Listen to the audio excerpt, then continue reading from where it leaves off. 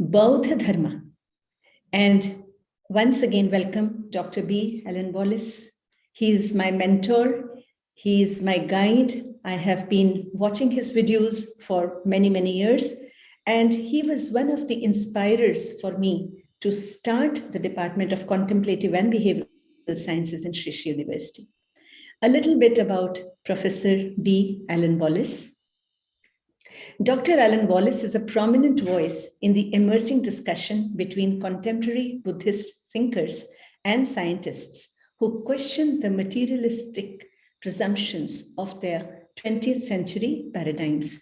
He is the founder and director of the Santa Barbara Institute for Consciousness Studies and of the Center of Contemplative Research in Crestone, Colorado.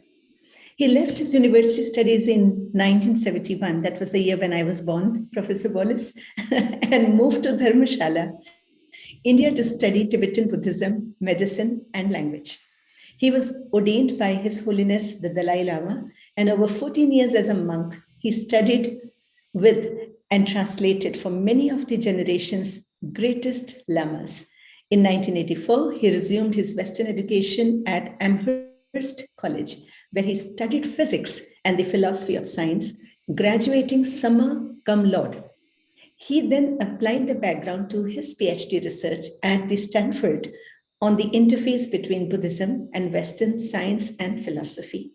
Since 1987, he has been a frequent translator and contributor to meetings between the Dalai Lama and prominent scientists, and he has written and translated more than 40 books. Along with his scholarly work, Professor Wallace is regarded as one of the West's prominent Buddhist meditation teachers.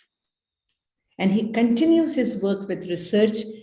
I'm a part of his group wherein there is an upcoming research on mental well-being over 5 continents, again steered by Professor Wallace.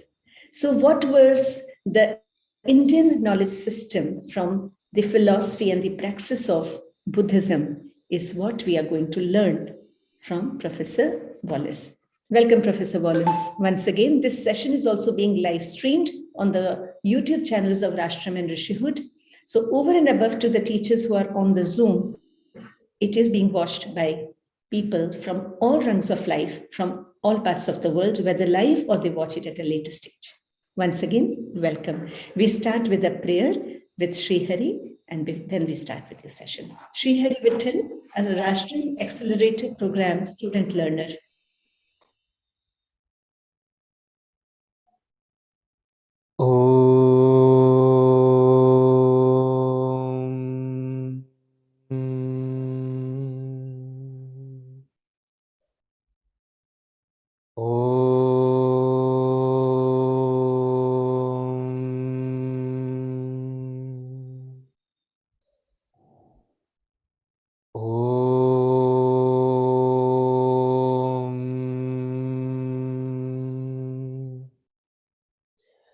Sahana vavatu sahanau bhunattu sahaviryam karavavahai tejasvinavadhitamastu ma vidvishavahai.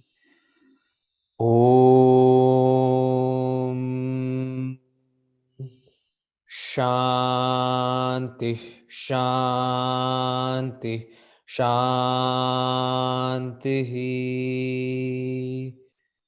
Harihi Om.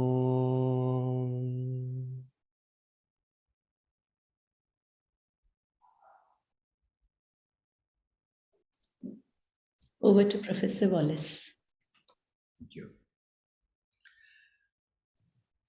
So first of all, I want to simply express my gratitude for this opportunity to share what little knowledge I have to such a distinguished audience. I've seen the names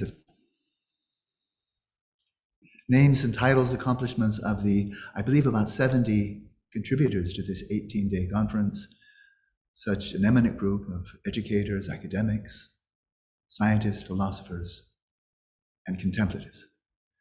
So I feel privileged to be amongst you. And I hope this time I share with you will be meaningful. I'm drawing from the many blessings, the many wonderful teachers I've had, especially over the last 50 years. And I will try to share with you the essence of that as it pertains to our topic for today. So would it be possible now to have the screen split with the screen sharing? So there we are.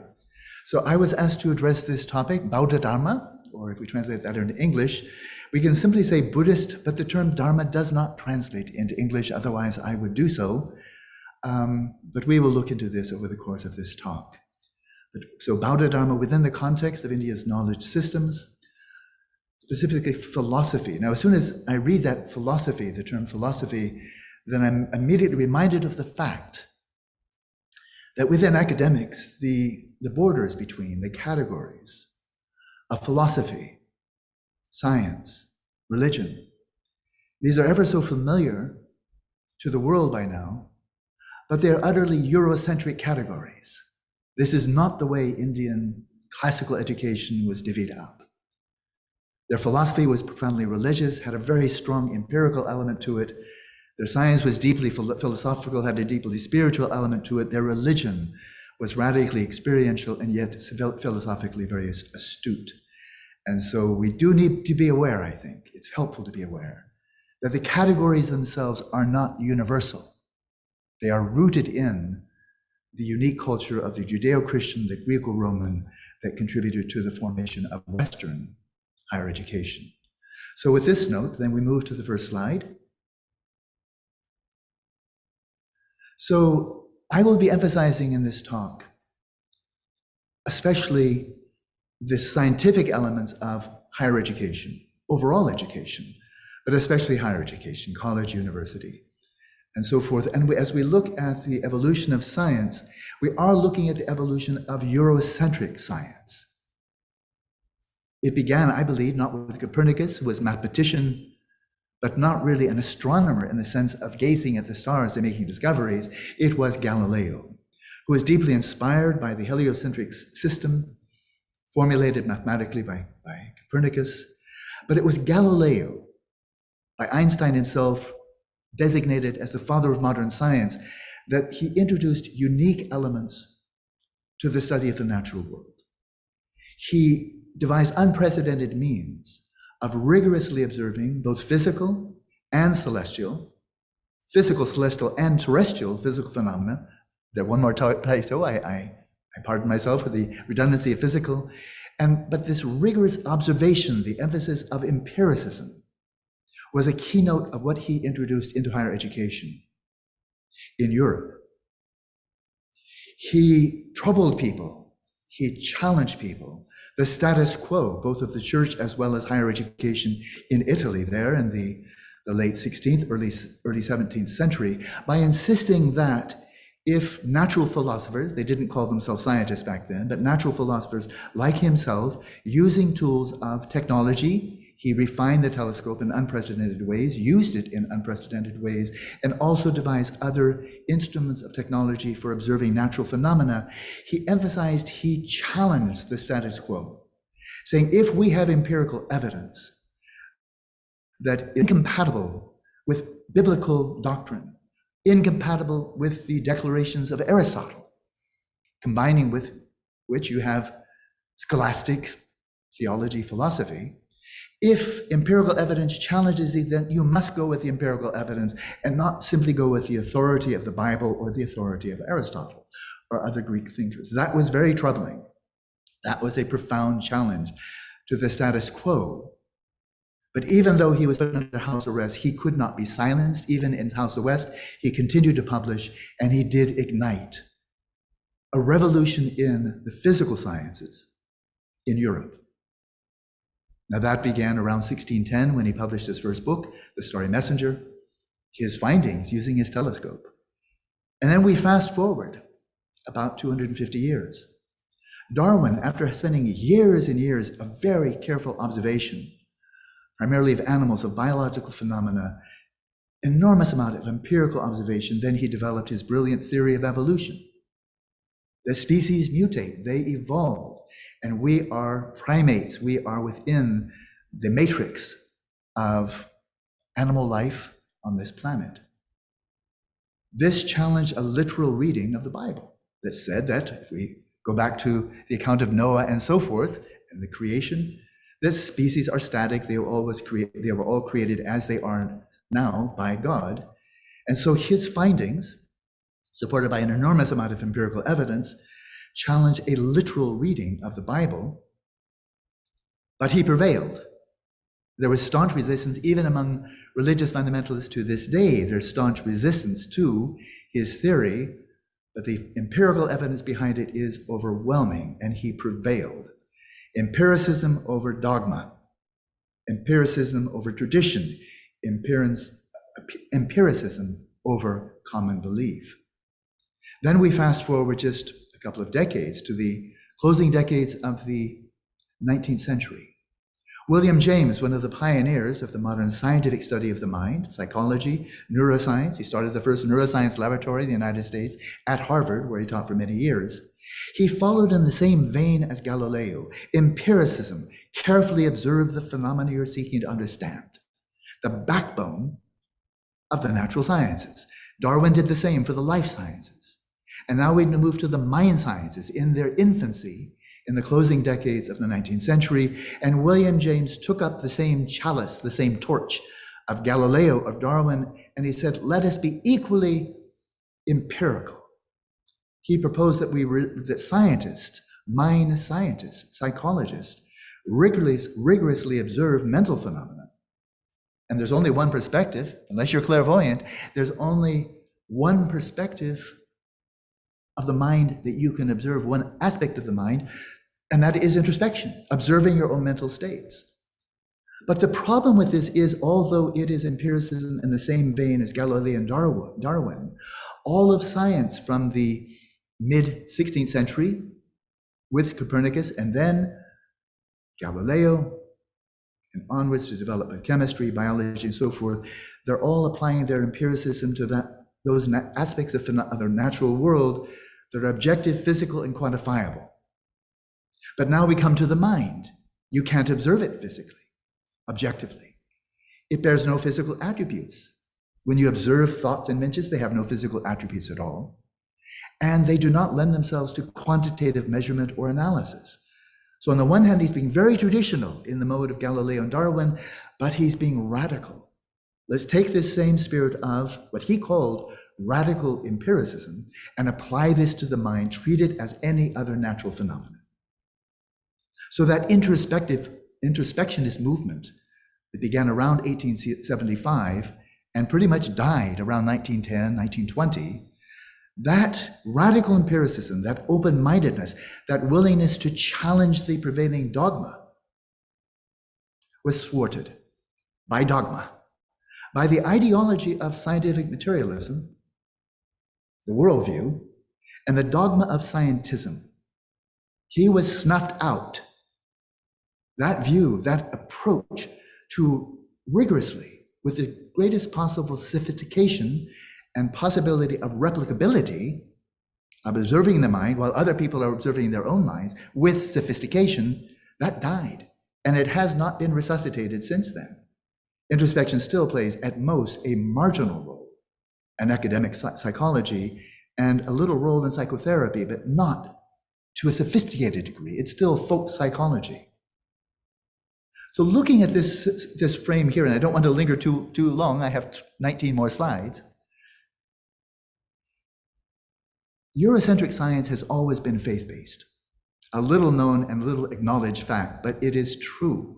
From the time of Copernicus up until the time of Darwin, the mid-19th century, and his cohort, his bulldog, the great biologist Thomas Huxley, virtually all scientists were Christian, and they did not question that God was the creator, and this is God's creation, and God superposes laws on nature, and human beings came along after he'd created everything else.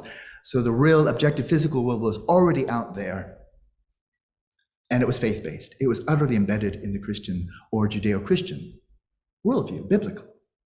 And then with Darwin, with Thomas Huxley, there was a radical disenchantment, in part because of the fundamentalist reaction against Darwin, which continues to this day. And so in that generation, 1850s, 60s, 70s, it was a shift away from biblical-centered natural science to materialistically based natural science. And once again, it's faith-based, because the belief that everything boils down to matter or configurations of matter and energy is as much a belief as believing that God created the universe. Science is still faith-based to this day, but overwhelmingly it's faith-based in not any religion, but in the metaphysical doctrine of scientific materialism. Next slide, please. So with the great strength of science from the time of Copernicus to the present day, of shedding a brilliant light on the objective, the physical and quantifiable, such a tremendous wealth of knowledge and tremendous wealth of technology that's grown side by side. In this vision of reality, there is a blind spot, rather like in our visual field, there's a blind spot where the optic nerve touches the back of the retina, where there's actually no signal in two little points in the left and right side of our visual field. There's no signal, actually there's no data, there's no information, but the mind, the brain covers that in with kind of photoshopping, and it takes the colors of the surrounding area and puts it right in there. So you don't notice that there's a blind spot. Well, that's just vision, but I'm using this as an analogy that in our modern scientific view of reality, there is a blind spot. And that blind spot is consciousness. We don't understand it for the very simple reason it's not physical, it's not objective, and it's not quantifiable. And we don't know. We don't even know how to define it. Scientifically, there's no consensus about the definition of consciousness. There are no objective means of detecting consciousness of any mental phenomena, whether in plants or insect-eating plants, are they conscious? Is a human fetus in the first month, is it conscious or not? When did the first conscious biological organisms emerge on the planet? It's a uniform don't know, but that don't know is shrouded with a lot of assumptions, which blinds us to the blind spot that we actually don't know. What are the neurocorrelates of consciousness, especially mental consciousness? Simply assumed very widely, almost without question, any more than devout Christians question the existence of God, that the brain, in connection with the body and the physical environment, produces consciousness. But where's the evidence? We don't know what the necessary and sufficient causes are for generating consciousness. There's no scientific knowledge. What are the neurocorrelates? We know the neurocorrelates of many subjective states of experience, thinking, emotions, memories, dreams, and so forth. That's brilliant. That's very good neuroscience. But we don't know what the neurocorrelates of consciousness are. As I mentioned just a minute ago, we don't know what the necessary and sufficient causes of consciousness are. So we don't know how it emerges, and therefore, scientifically, we don't have a clue what happens at death. All we have are beliefs, just beliefs. Beliefs rooted in a metaphysical dogma that, well, after all, consciousness must be an emergent property of sufficiently complex configurations of chemicals and electricity.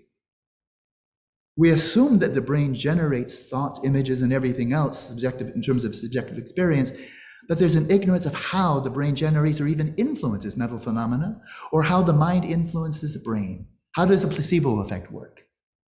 How do our emotions, our thoughts, our desires, our beliefs, how do they influence the brain? How do they influence behavior? So this is quite a vast body of not science. If science is knowledge, this is not science. This is ignorance, but it's a blind spot. And unfortunately, frankly, I think it's tragically, that blind spot is not acknowledged as a blind spot. We cover it over with the illusions of knowledge, as if the mind-body problem has been solved. But nobody's ever solved it, but mind scientists commonly act as if it's called, well, of course, the mind is what the brain does. But that's as much a metaphysical belief as belief in angels and devils and God. Next slide, please. So we go back to this great biologist, truly a great man, a close colleague of Darwin, Charles Darwin, the biologist Thomas H. Huxley, very complex mind, and his ideas changed, his beliefs changed from the mid-19th century. But in his many writings, he raises this question because he saw that consciousness doesn't fit into a materialistic framework. And in many ways, he powerfully promoted materialism, although later in life he became a sharp critic of it. But he raises this question: how is it that anything so remarkable as a state of consciousness comes about as a result of irritating nervous tissue? Well, we would now say stimulating neurons with microvolts and so forth. But how is it that anything so remarkable as a state of consciousness comes about as a result of stimulating the brain? This is just as unaccountable, inexplicable, as the appearance of the jinn when Aladdin rubbed his lamp. It's magical thinking. It really is magical thinking. Very widespread in the scientific community and in the media and so forth, that just rub your brain enough in the right way, and lo and behold, consciousness will pop out of chemicals. It will pop out of neurons, synapses, dendrites, and so forth. But where's the evidence? It's just a belief, but it's magical thinking, because it should be obvious to anybody with an open mind that consciousness is not physical. So the notion of a non-physical phenomenon like consciousness emerging from the physical is something that has no basis in physics whatsoever. Physicists have been long very well aware of emergent properties, but in physics, all the emergent properties of physical phenomena are themselves physical, and consciousness is not. There's no evidence that it is, and it's not just consciousness. It's emotions and desires, dreams and beliefs, aspirations and memories. None of these are physical. So now we come to the modern times. The neuroscientist Donald Hoffman at the University of California at Irvine, looking back, as he's very well aware of the history of his own discipline, and he writes, now Huxley knew that brain activity and conscious experiences are correlated, but he didn't know why. And I would add, he didn't know how. What's the nature of the correlations? To the science of his day, it was a mystery. In the years, like 150, 160 years since then, since Huxley, science has learned a lot about brain activity. Great respect, appreciation to this magnificent discipline of neuroscience. They've learned a lot about brain activity and different correlations. But the relationship between brain activity and conscious experience is still a mystery. I think it would be very safe to say, in fact, no progress has been made at all. That there are correlations, thank the neuroscientists. What is the nature of correlations?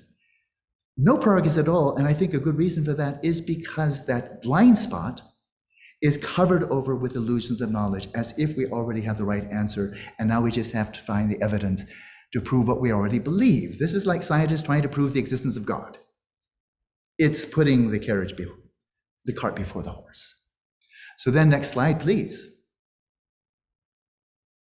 So just to define how I'm using these terms in a very standard way, scientific materialism. It's an ontological commitment about the nature of reality to a belief that the world consists, the whole of nature, the whole of existence, consists solely of configurations of matter, energy, space-time, and their emergent properties and functions. Very straightforward. If you believe that science is the only Eurocentric science, objective, physical, quantitative science is the only way to know the whole of nature, the only way that is proven successful, then this naturally follows. I would say this is an ersatz religion.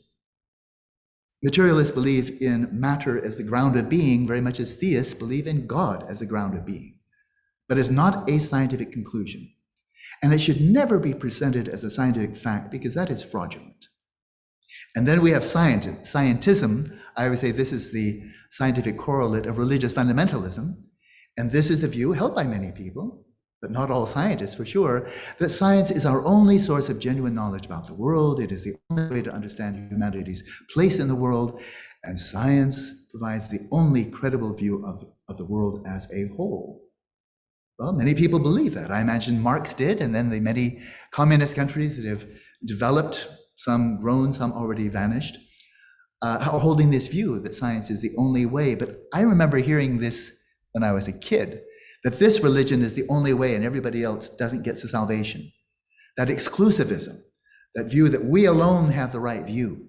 It's very common in the West. It's very common in Western religions. Not so common in India. So that's simply a matter of defining terms. This is the dogma. At the time of Galileo, it was medieval scholasticism. At the time of Darwin, it was a literal reading of the Bible, that every word there is the word of God. He said what he meant what he said. And now the prevailing dogma is materialism. That's the status quo. That's where the power is. Next slide, please. So as in the medieval period, the beliefs of biblical theology stood at the top of the hierarchy. And then as a servant to, that is, philosophy was the handmaiden of theology, philosophy driven by reason is fine as long as it is compatible with the theological beliefs. But any reasoning that was not compatible was dispelled as irrational. And then experience is on the bottom of the totem pole. If you have experience in medieval scholasticism that Galileo was facing, if you're seeing things that Aristotle refuted, if you're seeing things that do not correspond to a literal reading of the Bible, then what you're seeing must be false, and will put you in prison if you insist it's right. Well, welcome to the new dogma. It's not Christianity, it's not Islam, and not Hinduism or Judaism. It is this ersatz religion of scientific materialism. And I have found so much evidence for that if you're not speaking in accordance with materialism, then you're irrational, you're airy-fairy, you're speaking mumbo-jumbo. And if you're having any experiences that do not correspond to materialism, that experience doesn't count. And I wrote a whole book on that topic called The Taboo of Subjectivity. On to the next slide, please. So citing His Holiness Dalai Lama, an eminent figure, we all know who he is, I believe. I've had the privilege to call him my Sadguru for the last 50 years now. He commented just last year, almost to the date, in a conference on science and philosophy in Indian Buddhist classics, and I quote him verbatim in English translation, "In my recent conversations with scientists," well, that goes back to 1973, a lot of conversations, "I found that they have conducted excellent investigations into the nature of the objective physical world. But the Western science of psychology is at a primitive level. They're not able to distinguish between sensory modes of consciousness and the mind, or mental consciousness.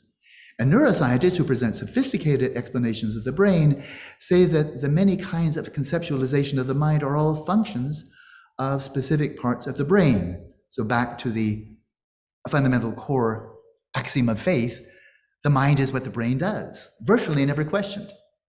So contemporary psychology is not up to the task, he says.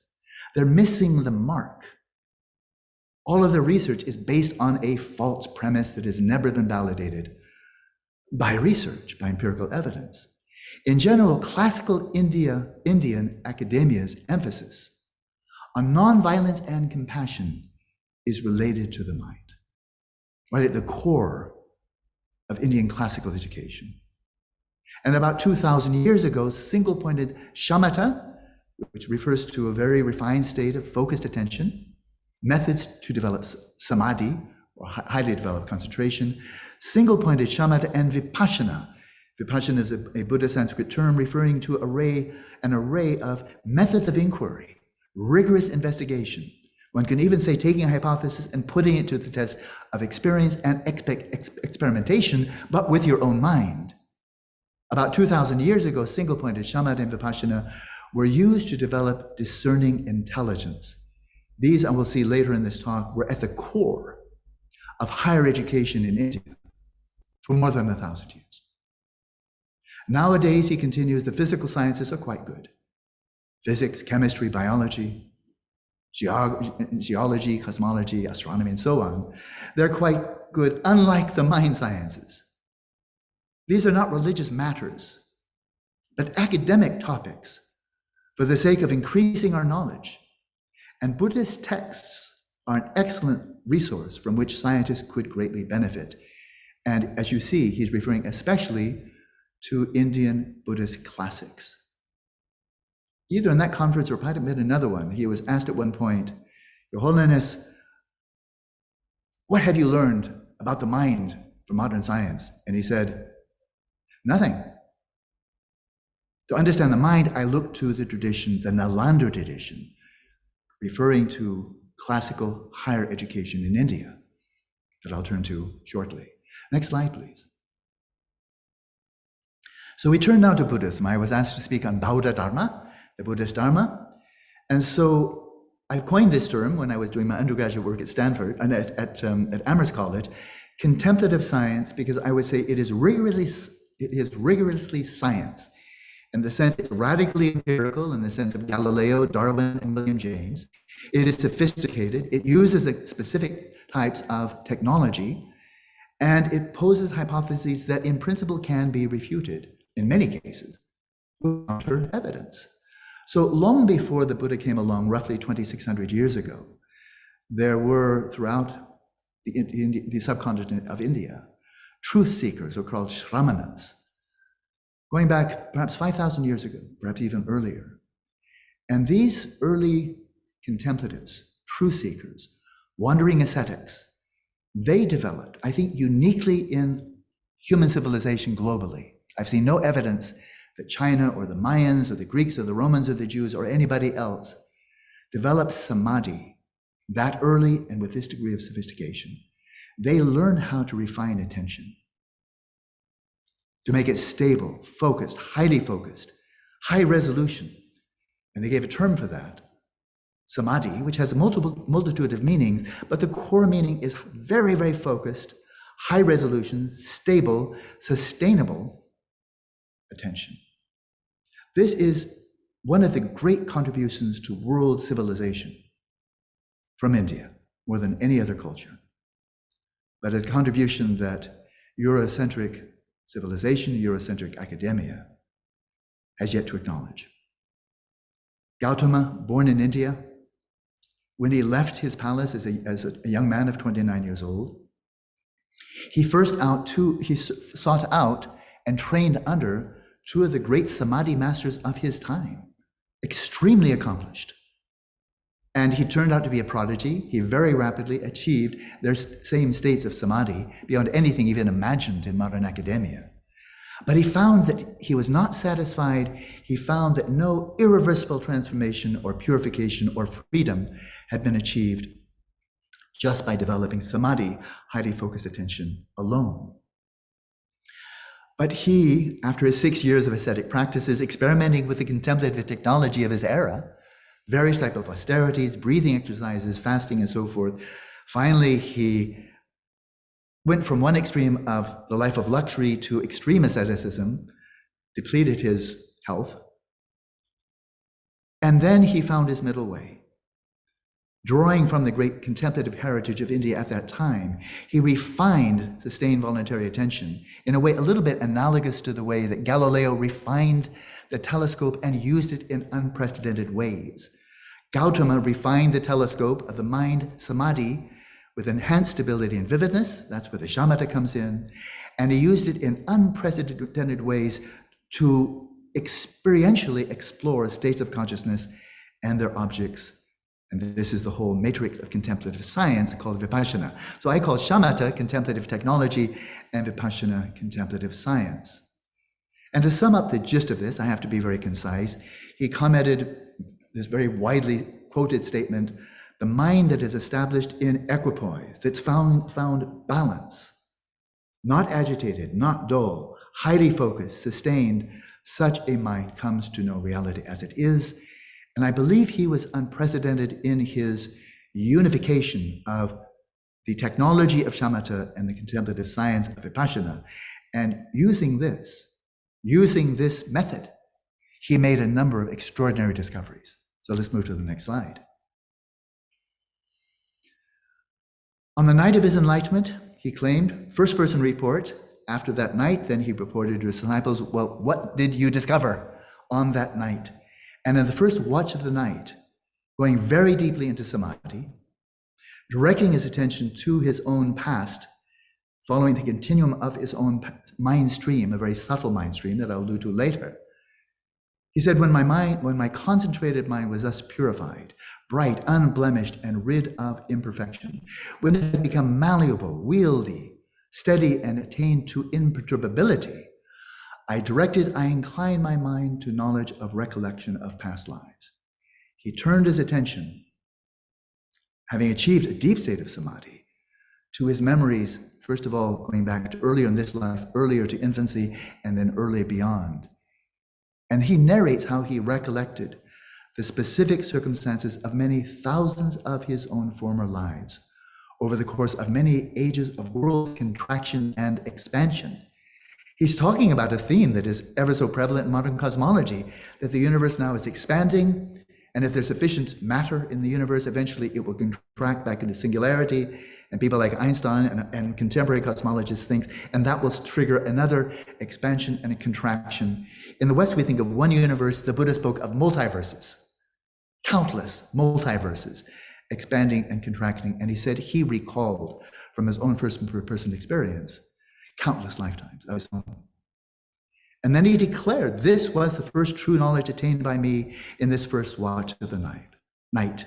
Ignorance was banished, and true knowledge arose. Darkness was banished, and light arose, as happens in one who is diligent, ardent, and self-controlled. Now, is this religious doctrine? Many people regard it just as religion, like the statements of a prophet or the statements found in sacred books, where it's entirely appealed to authority.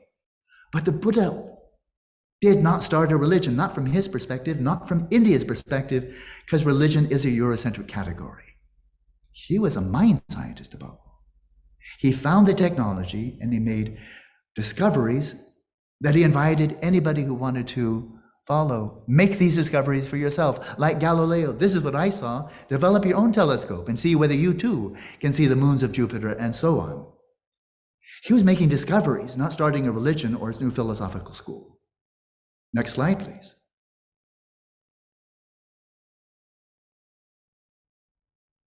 So method. The Buddha himself taught 40 different methods of developing samadhi. So we have a wide variety, and they are tailored for people with different type of psychophysiological dispositions. But one particular method that I've been trained in now for the last 30 years or so, stemming from India, but really flourishing in Tibet, is a shamatha method for developing samadhi, but in a very subtle way that has great ramifications for understanding the mind. So I'm citing a 19th century meditation master in Tibet, Jetun Lerab Lingpa. You can see the dates. And so it's just a very brief synopsis of a method in which whatever kinds of experiences and visions arise, as you're sitting quietly, your awareness still, and the light of your awareness illuminating the space of the mind, that domain of experience in which mental events take place. So you withdraw your awareness from the visual, the auditory, and so forth, from the 5 physical sense fields, single-pointedly focus your mind on this mental domain, while at the same time being aware of the raw, unmediated experience of awareness itself. And while doing so, resting in that stillness, observing the movements of the mind, then this great meditation master, who is one of the gurus of the 13th Dalai Lama, he writes, whatever kinds of experiences and visions arise, be they gentle or violent, subtle or gross, of long or short duration, strong or weak, good or bad, whatever comes up, emotions, memories, thoughts, images, observe their nature and avoid any obsessive evaluation of them as being one thing and not another. Let the heart of your practice be consciousness, naturally at rest, lucid and clear. Acting as your own mentor, if you can bring the crucial points to perfection, as if you're threading a needle, the afflictions of your own mind stream will be subdued. You'll gain the autonomy of not succumbing to them, and your mind will be constantly calm and composed. Give a tiny bit of commentary. Do this for 8, 10, 12 hours a day for weeks or perhaps months on end. So this is all you're doing, really. And you'll find over time that your 5 physical senses implode. All of your awareness is going into the mental, and then all the activities of the mind subside, and you wind up resting in a sheer vacuity, but brilliantly awake, incandescently lucid. And you've tapped into a subtler dimension of consciousness, which was discovered by generations and generations of rishis, swamis before the Buddha, and has been replicated, validated, revalidated thousands of times in the Buddhist tradition since then. A continuum of consciousness that already exists before the formation of the brain and continues after brain death. Next slide, please. What do you discover? when you slip into that, having settled your mind in its natural state, unconfigured by the brain, personal history, language, culture, and so forth, raw, distilled consciousness, not divine, just the ground state, the primal flow, like a stem consciousness that carries on from lifetime to lifetime, each time configured, if that consciousness conjoins with the biological organism, configured by the brain, the nervous system of the organism in question. But at death, that configured mind dissolves back into that from which it arose, and it didn't arise from the brain, and it doesn't vanish into nothing. So another 19th century great master, Dudjom Lingpa, I've studied his work extensively now for more than 20 years. He's talking about what do you discover when you follow that method. He says the rope of mindfulness and firmly maintained attention is dissolved by the power of meditative experience until finally the ordinary mind of an ordinary being dissolves, as it were. Your psyche vanishes, but not into nothing. Consequently, compulsive thinking subsides and roving thoughts vanish into the space of awareness. You then slip into the vacuity of the substrate, Sanskrit, the alaya, in which self, others, and objects disappear. By adhering to the experiences of vacuity, that's the space you're attending to, and the luminosity, and that is the awareness with which you're aware of that space, by adhering to the experiences of vacuity and luminosity while looking inward, right in upon the nature of consciousness itself, the appearances of self, others, and objects vanish. This is the substrate consciousness, or alaya vijnana. In truth, you have come to the essential nature of the mind. You have fathomed the nature of consciousness, that which remains still a mystery, where people are trying to fathom consciousness by looking at brain. Look at consciousness if you want to understand it. Like if you want to understand biological organisms, look at it. If you want to understand stars, look at it. This is scientific. The other one is metaphysically driven. Blinders, handcuffs, straitjacket. Next slide, please.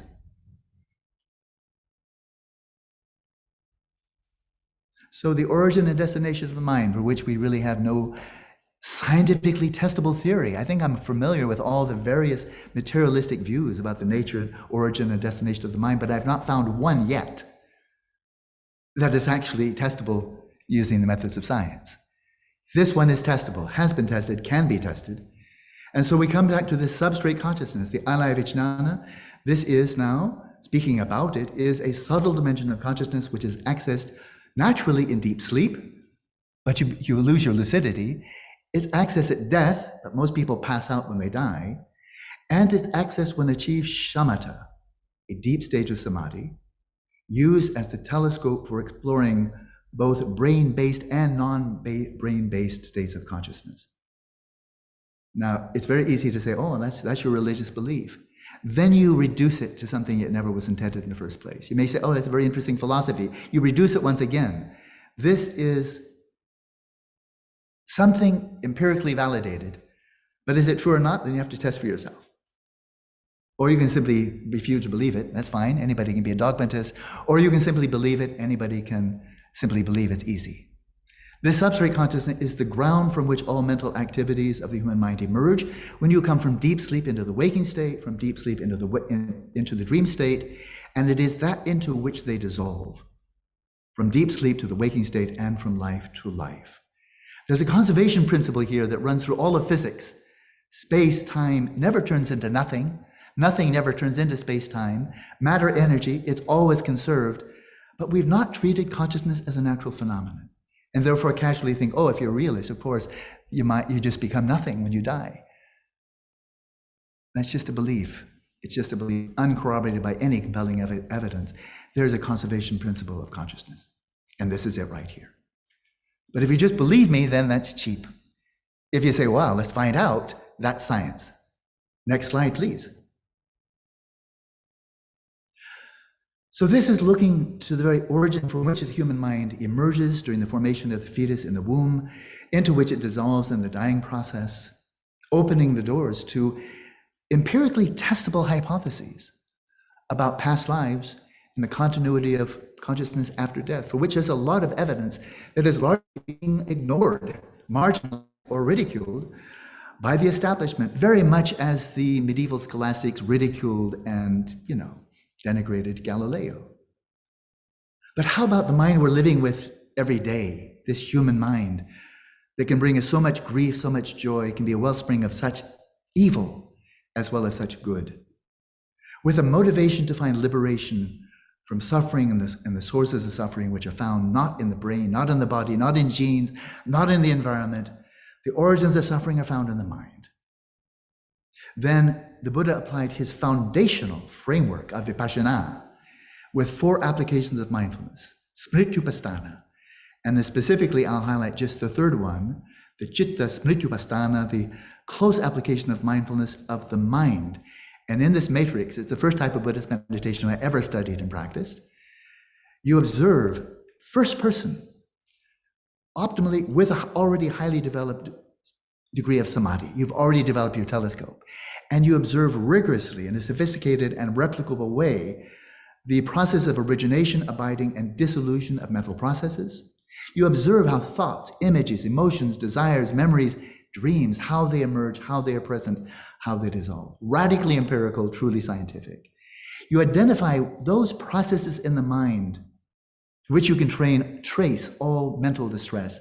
They are called klesha in Sanskrit. We call them mental afflictions. They can be identified, versus other mental processes that are not afflictive, by the criterion that they disrupt the balance and equilibrium of the mind. Now recall the Buddha's statement, a mind that has established equilibrium comes to know reality as it is. Insofar as your mind is still dominated by klesha, then your instrument doesn't work very well. That's a Buddhist view. Especially when it comes to core themes about nature of mind, the very nature of genuine well-being and the causes of well-being, the very nature of mental suffering and its origins. So one rigorously, with an open mind but critical, discerning mind, observe which mental states are wholesome, conducive to your own and others' well-being, and which are unwholesome, give rise to violence, depression, anxiety, misery. And finally, observe whether mental processes and states are stable, are they enduring, are they immutable, or are they momentary, changing moment by moment?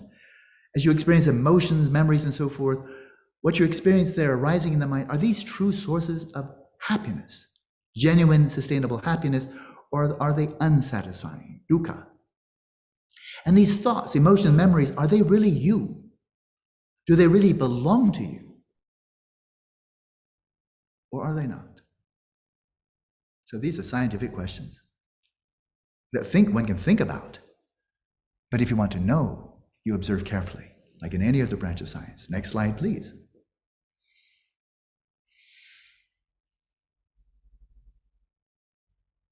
Next slide, please. There we go.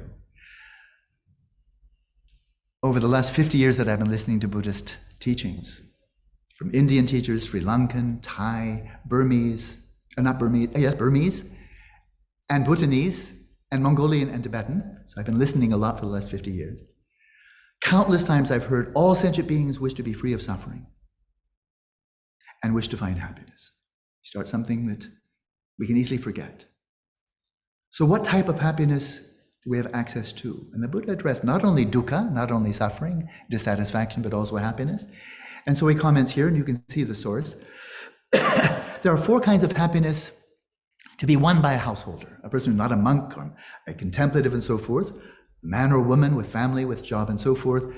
These can be won by a householder who enjoys sense pleasures from time to time and when occasion offers.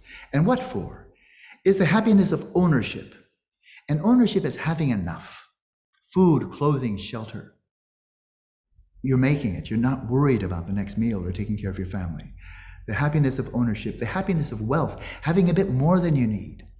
So you can go out for a special meal or vacation or buy something really very nice for your spouse or give something special to your children or to friends or be a philanthropist, exercise generosity towards others. You can do that if you have a bit more than you need. The happiness of wealth, the happiness of freedom from debt. And I think he's referring to the kind of debt that you simply cannot pay off. It's a burden. And finally, the happiness of a clear conscience, of knowing you're leading an ethical way of life to the best of your ability. And then he speaks of genuine well-being, that is especially accessible to the contemplative, to monks, to nuns, to people devoting themselves to the contemplative way of life. And he speaks of 3 dimensions: the well-being, the Sat Sukha it's called, or Samyak Sukha, arising from clear conscience and contentment, a great ideal of monastic traditions everywhere. A deeper dimension of genuine well-being gained through samadhi by the balancing, the unification, the refinement of the mind through meditative training. And finally, the supreme well-being of complete freedom, moksha, liberation, enlightenment through insight. Enlightenment can be gained not just by samadhi. Enlightenment is gained by knowing reality as it is. And then, summing up, he encourages his followers, find out what really constitutes genuine well-being, and based on this understanding, cultivate it. So there's a lot more there, but I'll limit my comments here. Enormously important. The whole of Dharma, to use this untranslated term, Dharma is a way of viewing reality, engaging with reality, that gives rise to sustainable, genuine well-being for yourself and others. So it's not the same as religion, not the same as science or philosophy. It's Dharma. And there's Buddhist Dharma and Jaina Dharma and Muslim Dharma and Christian Dharma, and there's secular Dharma. But that's what Dharma is. And Buddhism is all about that, Bauddha Dharma. Next slide, please.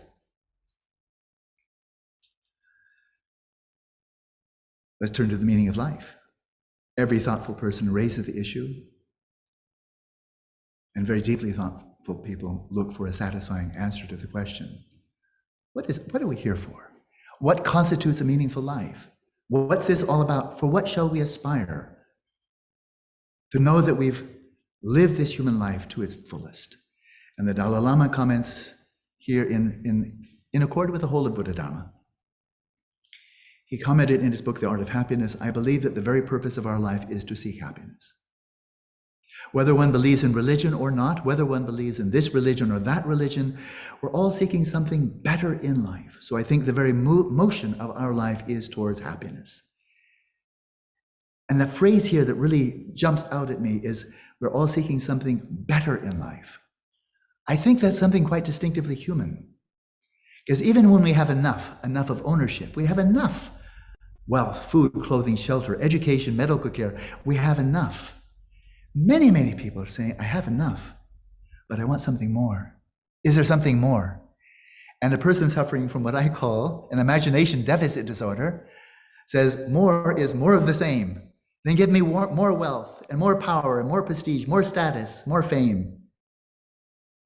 But what they're not noticing is something patently and painfully obvious, that many very wealthy people are desperately unhappy. Many, many very powerful people are totally unhappy. And many very famous people are also unhappy. There is no correlation between achieving exceptional states of wealth, power, and prestige and exceptional states of happiness. No correlation at all. So every 5-year-old should be taught this, so that 5-year-olds learn early on. If you're looking for happiness, don't just think more of the same is going to give it to you. To be very wealthy, very beautiful, very powerful, very famous, and so forth. It's not true. It's a scientifically demonstrated fact, which means it's just a fact. So this highlights there are 2 kinds of happiness. We can call mundane pleasure, laukika sukha. Mundane pleasure, or hedonia, to use a Greek term, is derived from what we can get from the world. So we pursue happiness by means of acquisition. The hunter-gatherer approach. We go out into the world, we hunt for that person, that place, that job, that material wealth that we feel will give us happiness, and then we gather it in and we hold on for dear life. And there's often such happiness is pursued through the acquisition of wealth, power, and fame. It's important, but anybody who thinks that you're going to find satisfaction there is tragically mistaken. Great sages of the world, going back to Socrates, Plato, and Aristotle in the Western tradition, to the Christian tradition, Jesus himself, St. Augustine, to the Hindu tradition, Shankara, and many other aspects of the non-Buddhist or non-Vedic traditions, the Jaina and so forth, the Buddha in Taoism, in Islam, wisdom traditions around the world have recognized that's not all there is to the pursuit of happiness, mundane pleasure. There is something called genuine well-being, Sat Sukha, Samyak Sukha in Buddhist Sanskrit, other terms in non-Buddhist Sanskrit. But we find it in Taoism and wisdom traditions. We find it in religions. We find it in philosophy, like Socrates and Aristotle. We find it in science, especially with the growth of positive psychology over the last 20 years. Genuine well-being is derived from what we bring to the world, not from what we get from the world. It is not to be pursued, it is to be cultivated. So rather than a hunter-gatherer approach, to use the anthropological analogy, this is a cultivator approach. You're cultivating a way of life that's suffused with ethics, essentially nonviolence and benevolence. You're cultivating mental balance, exceptional mental health.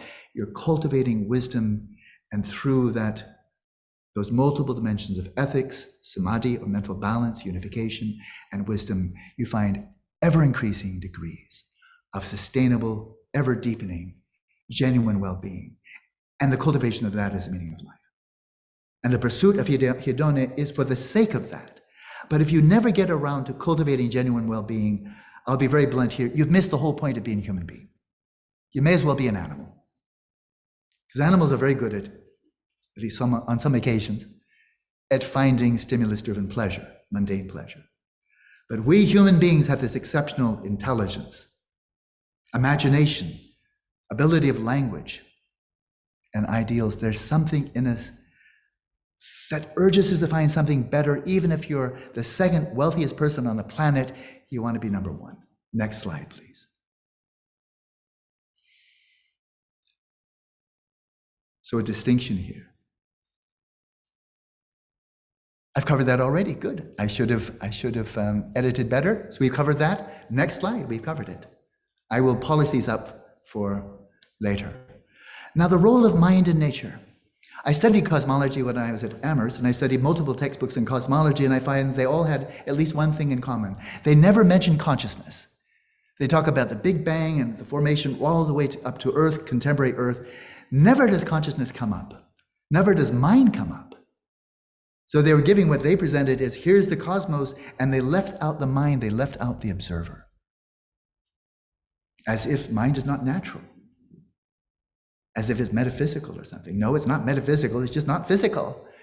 But what is the role of mind in the reality we experience, the loka, the experience world, what the Germans call Lebenswelt? And the Buddha addressed this point. What's the role of language and conceptualization as we view this world conceptually composed of discrete chunks of entities? And the Buddha pointed out that a chariot, like the self, does not exist as a substantial thing in and of itself, a single chariot apart from or in addition to its various parts. Nor is the chariot to be found among any of its individual components, and the whole heap of those parts by themselves does not constitute a chariot. So the term chariot is something we designate upon a collection of parts, none of which either individually or collectively is a chariot. The chariot comes into existence only when we call those parts a chariot.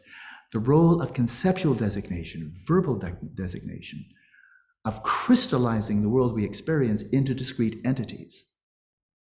The role of the mind here turns out to be actually crucial. This is not just philosophy, and it's certainly not religion. This is a testable hypothesis. So how do phenomena of this natural world, conditioned phenomena, how do they exist? In three modes of dependence. And this is going to the Madhyamaka view of Nagarjuna, drawn from the Perfection of Wisdom Sutras, taught by the Mahayana tradition, according to Mahayana tradition, by the Buddha. Conditioned phenomena exist in dependence upon prior causes and conditions. Scientists would accept that. They exist in dependence upon their own constituent parts and attributes. That is, you don't have a chariot with no chariot parts or chariot attributes or functions. People would go along with that, a bit more philosophical. But finally, this third one is the clincher. Phenomena exist in dependence upon the conceptual designation of them. Phenomena don't draw their own borders. They don't have an intrinsic identity or svabhava, by which they hold intrinsically, objectively, their own attributes. Things are empty of that type of autonomous Ding an sich, existent in and of itself. All phenomena arise as dependent related events. A lot of elaboration could be made, but we're almost out of time. Moving on to the next slide. There's a lot of material here, and I just want to show you something that hardly anybody outside of India is aware of, certainly not Europeans, And I suspect a lot of Indians are not as well, are not aware of the fact that the first universities were created not in Europe, not in the 11th century with the University of Bologna, which is often heralded as the first university, the first European university in the 11th century, but going back to the 5th century before the Common Era, Takashila was already a center of higher learning for Buddhist and Brahmanical learning. And then you see the whole list. It's not an exclusive list. There were more, but it shows from the 5th century of the Common Era up until the 12th century, that is before the Common Era and up to the 12th century of the Common Era, there was a whole network of universities, some primarily rooted in Buddhism, some in the Vedic tradition, some in the Jaina tradition, and so on. This was higher education at a very high level. It was a university system, and the first international university was the ever so renowned Nalanda University, created in the 5th century of the Common Era, and then pretty much destroyed at the end of the 12th century, lingered on a few decades, but then it was gone. By fanatics from the West, religious fanatics from the West.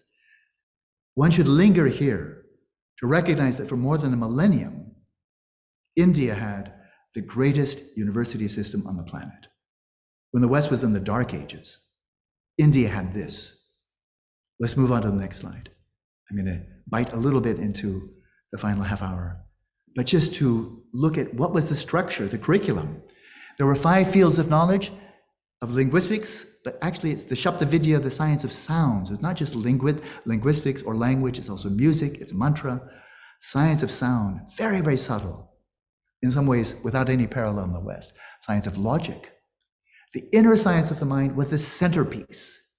The Adhyatma Vidya, the science of the mind, was the centerpiece of the whole matrix of the mandala of knowledge, where the science of the mind didn't even begin until 300 years after Copernicus in the West. This is central. And the science of the mind is about fundamentally finding the inner causes of suffering, inner causes of well-being, but also the role of mind and nature. 4th is medicine, and 5th is the creative arts, which includes both art and technology. These were the 5 principal fields of knowledge. Nalanda University had up to 10,000 students with up to 1,000 faculty during its heyday, drawing students from Central Asia, East Asia, South Asia.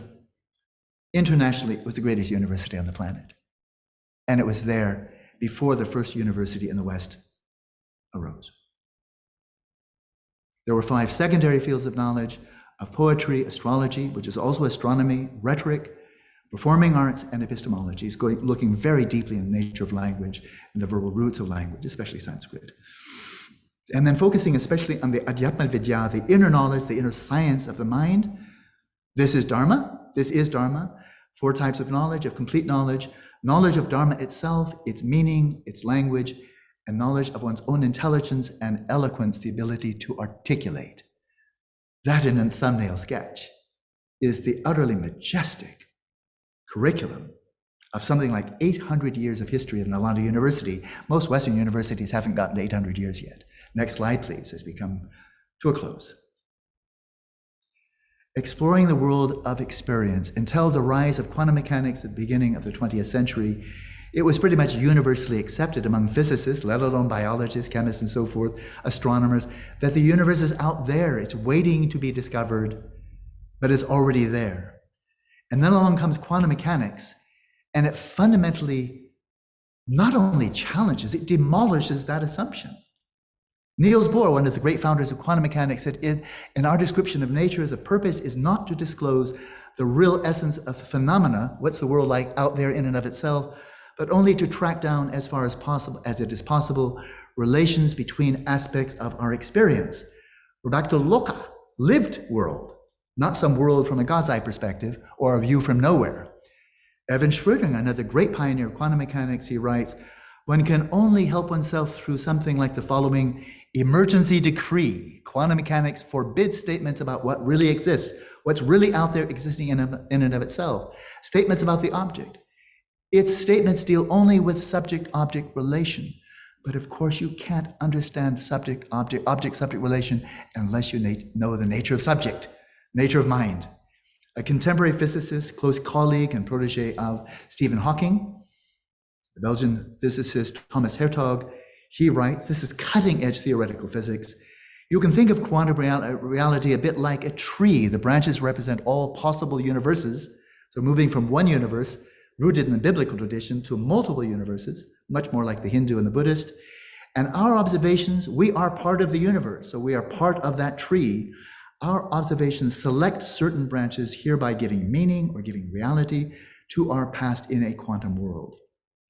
Quantum theory indicates we may not be mere chemical scum, which was the materialists keep on assuring us that's all you are. Chemical scum, you arose from chemical electricity. Maybe not. Life and the cosmos in the quantum theory, they are a synthesis, and our observations now give, in fact, reality to its earliest days. So suddenly mind takes a prominent role, a central role. The only problem with physics is physicists get no training at all in understanding mind or consciousness. So it's a huge missing piece in their understanding of reality. Final slide, and we're almost finished.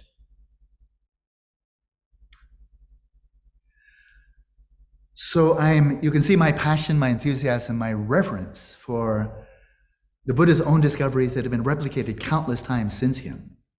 He didn't start a religion, he started a science that's sometimes often treated as religion or treated as a philosopher by people who simply are satisfied with faith and people who are simply satisfied by intellectually thinking about things. But for people who want to know, you have to explore for yourself. This was a slogan during the time of the Buddha. When people came wanting to hear about the teachings of the Buddha, his disciples would say, "Ehi pasika, come and see." Not come and obey or come and believe, but come and see for yourself. The Buddha's discoveries can be replicated if you put in the effort, train your mind, and investigate with an open mind. So here is the final slide. Can we integrate tremendous wealth of classical Indian knowledge, classical Indian academia, revitalize it, and integrate this with modern education and specifically with modern scientific knowledge? The claims of discoveries about the nature of mind and its role in nature in ancient India call not just for philosophical speculation or religious belief, they call for research involving sophisticated, sustained training in first-person contemplative methods, for which India is a vast resource, to complement the wonders of third-person scientific methods. I never disparage them, but they're not complete. They've left out the mind and left a blind spot where there should be consciousness. Such research I'm proposing now should examine the broadest possible range of states of consciousness, not just that of ordinary people or people with psychopathologies, but exceptional people who develop extraordinary abilities, cities, extraordinary powers, extrasensory modes of perception, which are common knowledge in classical India, in Buddhism throughout Asia, and yet looked as superstition or sneered at by materialists who dominate the sound waves in science, the media, and education as a whole. It's too bad. We should look at the broadest possible range of states of consciousness, and such research should be conducted by critical, rigorous, open-minded psychologists who are not wed to any particular metaphysical dogma, not religious or materialistic, and neuroscientists and physicists and philosophers, and bring in the contemplatives, because I believe they are the truest scientists of the mind.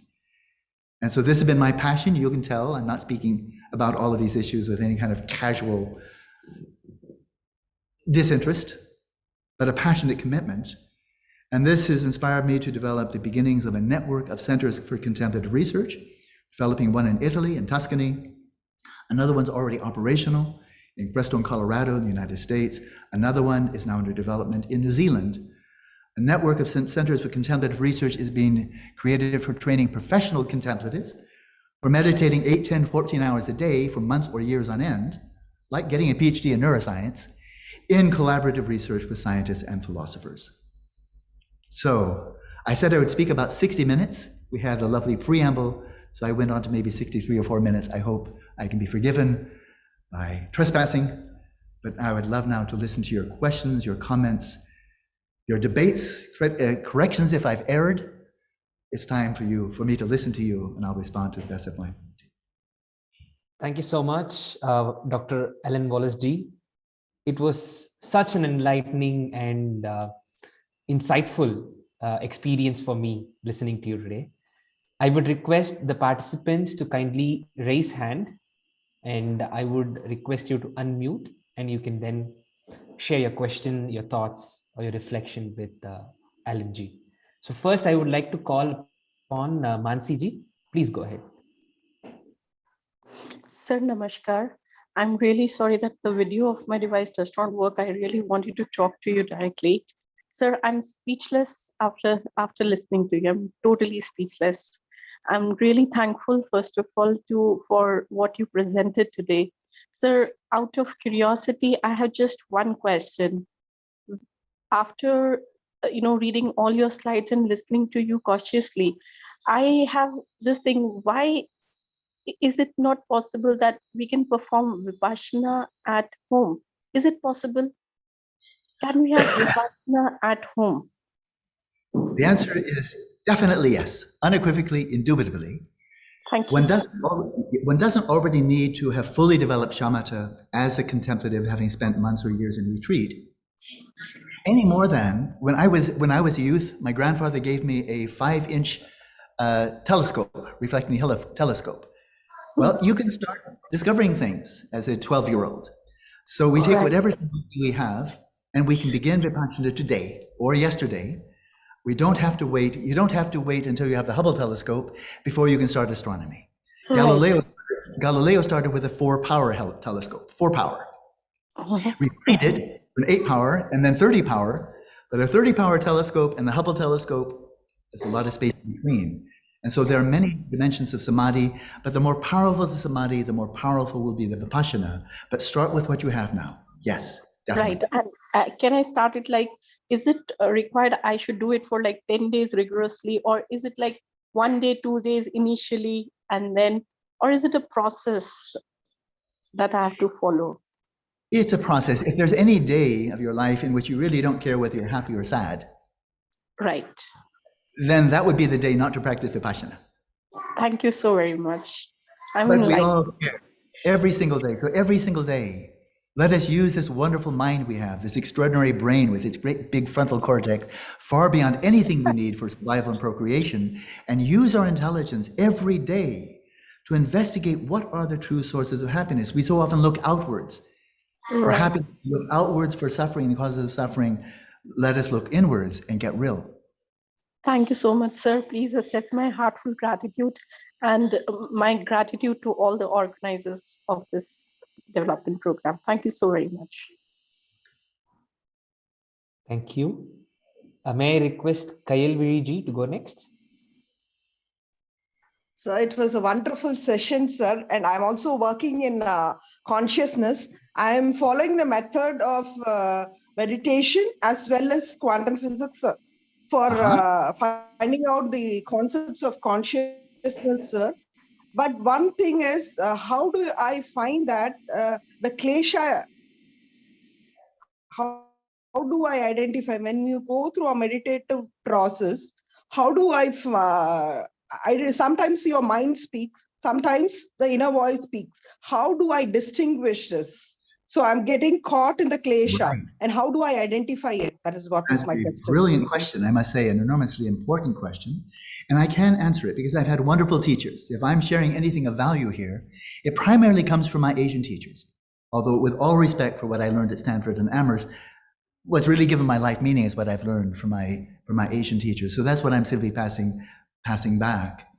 So klesha, I think the best translation is a mental affliction, or is actually a mental afflictor because it disturbs the mind, it disrupts the mind.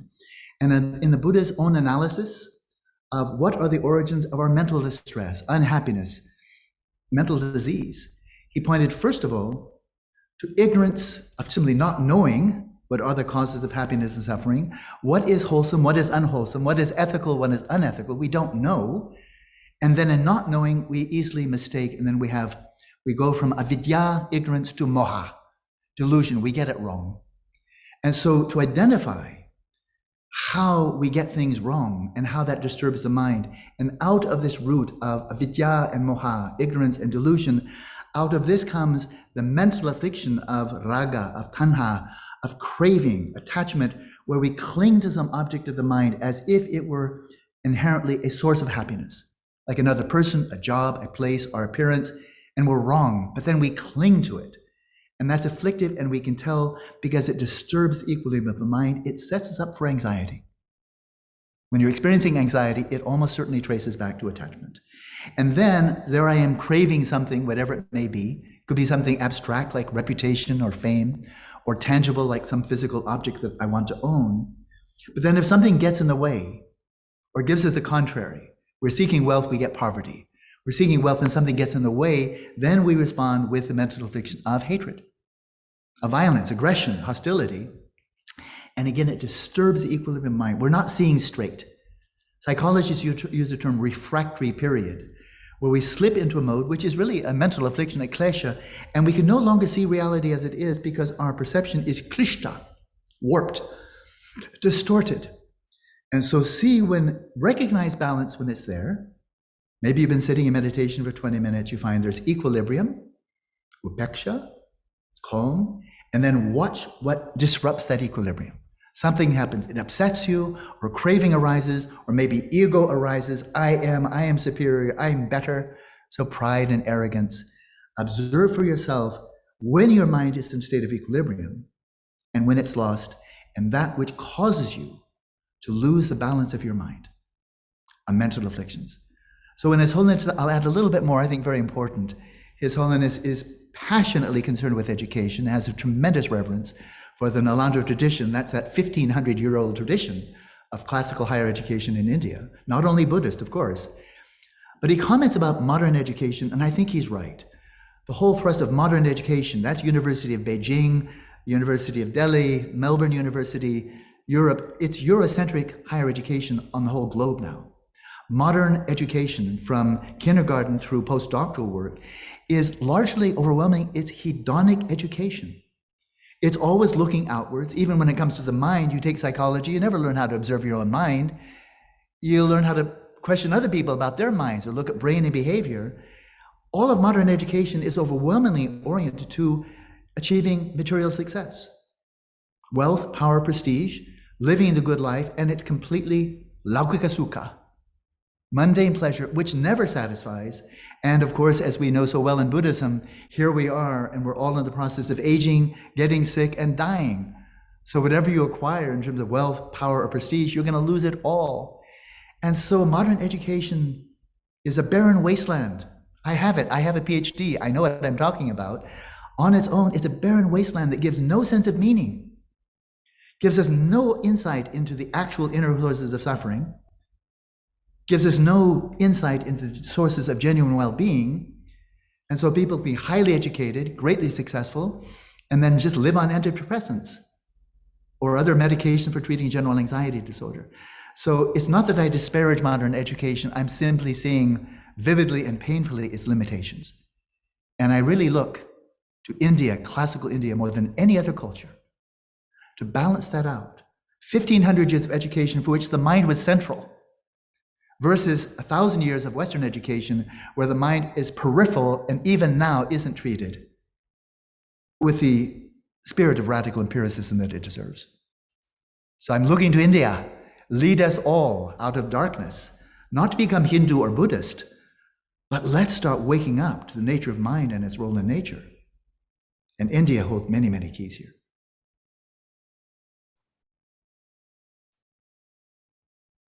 Thank you. May I request Dr. Krishna Gopalji to go next? Namaste, Alan Wallace ji. Namaste.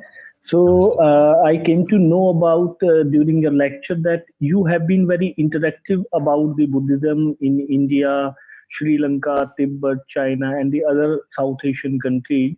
So did you find as we go to different places, so sometimes the things changes. So did you find the fundamental changes or in some rules of the Buddhism when we move apart from the India? Or when we go in other part of the South Asian countries that I want to ask? I will answer, and then you please tell me whether I've understood your question based on the answer I gave, okay? And if I don't answer your question, then please come back, okay? Okay. So the Buddha Dhamma, the earliest writings are recorded in the Pali language, similar to, but not identical Sanskrit. So the Pali Canon, which is the basis for all of Theravada Buddhism throughout all of Southeast Asia, of course, was very prevalent in India, until about 1,000 years ago. And so one can say that's the root, that's the foundation. And for that, those teachings there in the Pali Canon, I have tremendous reverence. I'm not a Theravada Buddhist myself, but I have great reverence, beyond respect, to these foundational teachings on the four noble truths, the 12 links of dependent origination, the 4 Brahma Vihara, loving kindness and so forth, the Satipatthana in Pali. It's foundational. It's like a granite bedrock. But then we see that over the centuries, Buddhism, like a living organism, and of course it's promoted, it's advocated, it's preserved by living organisms called human beings, it's evolved. So roughly 2,000 years ago, out of the Shravakayana, the teachings in the Pali, based on the Pali Canon, emerged the Mahayana with the Bodhisattva ideal, teachings of the perfection of wisdom. You don't find that much, just little tastes in the Pali Canon, but it's an evolution. And some people would say, well, it's straight away, and I feel no, it's more of a flowering of Mahayana Buddhism then flourishing for more than 1,000 years in India, with tremendous depth of philosophy and methods of inquiry, developing siddhis, extraordinary abilities, extrasensory abhijñā, heightened modes of consciousness. That's an evolution. Vajrayana also emerged out of India. And I believe it's not simply a mixture of Kashmiri Shaivism and something like that, with all respect for that, but in fact emerges from and is an evolution of the earlier forms of Buddhism. And that's in India alone, from the Shravakayana, the Bodhisattvayana, the Vajrayana, and onto what I've been studying for the last 30 years, Ati Yoga, or Mahasandhi, called in Tibetan Dzogchen, which I believe really it's very similar, as Vedanta is the culmination of the Vedas, Vedanta.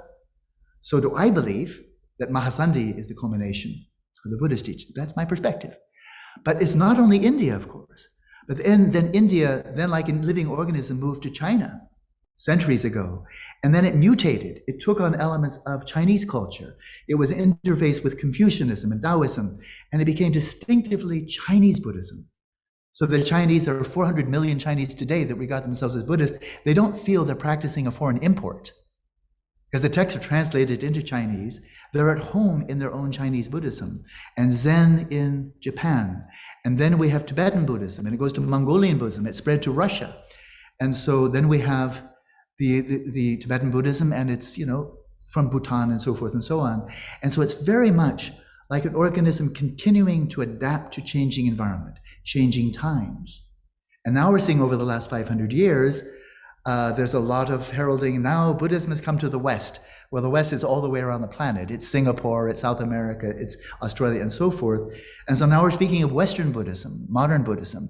In many cases, I think they're just uprooting the plant, turning away from the core insights of the Buddha and making up their own, which they have the freedom to do, but it, from my perspective, wildly superficial compared to the insights of the Buddha himself and 2,500 years of panditas and siddhas.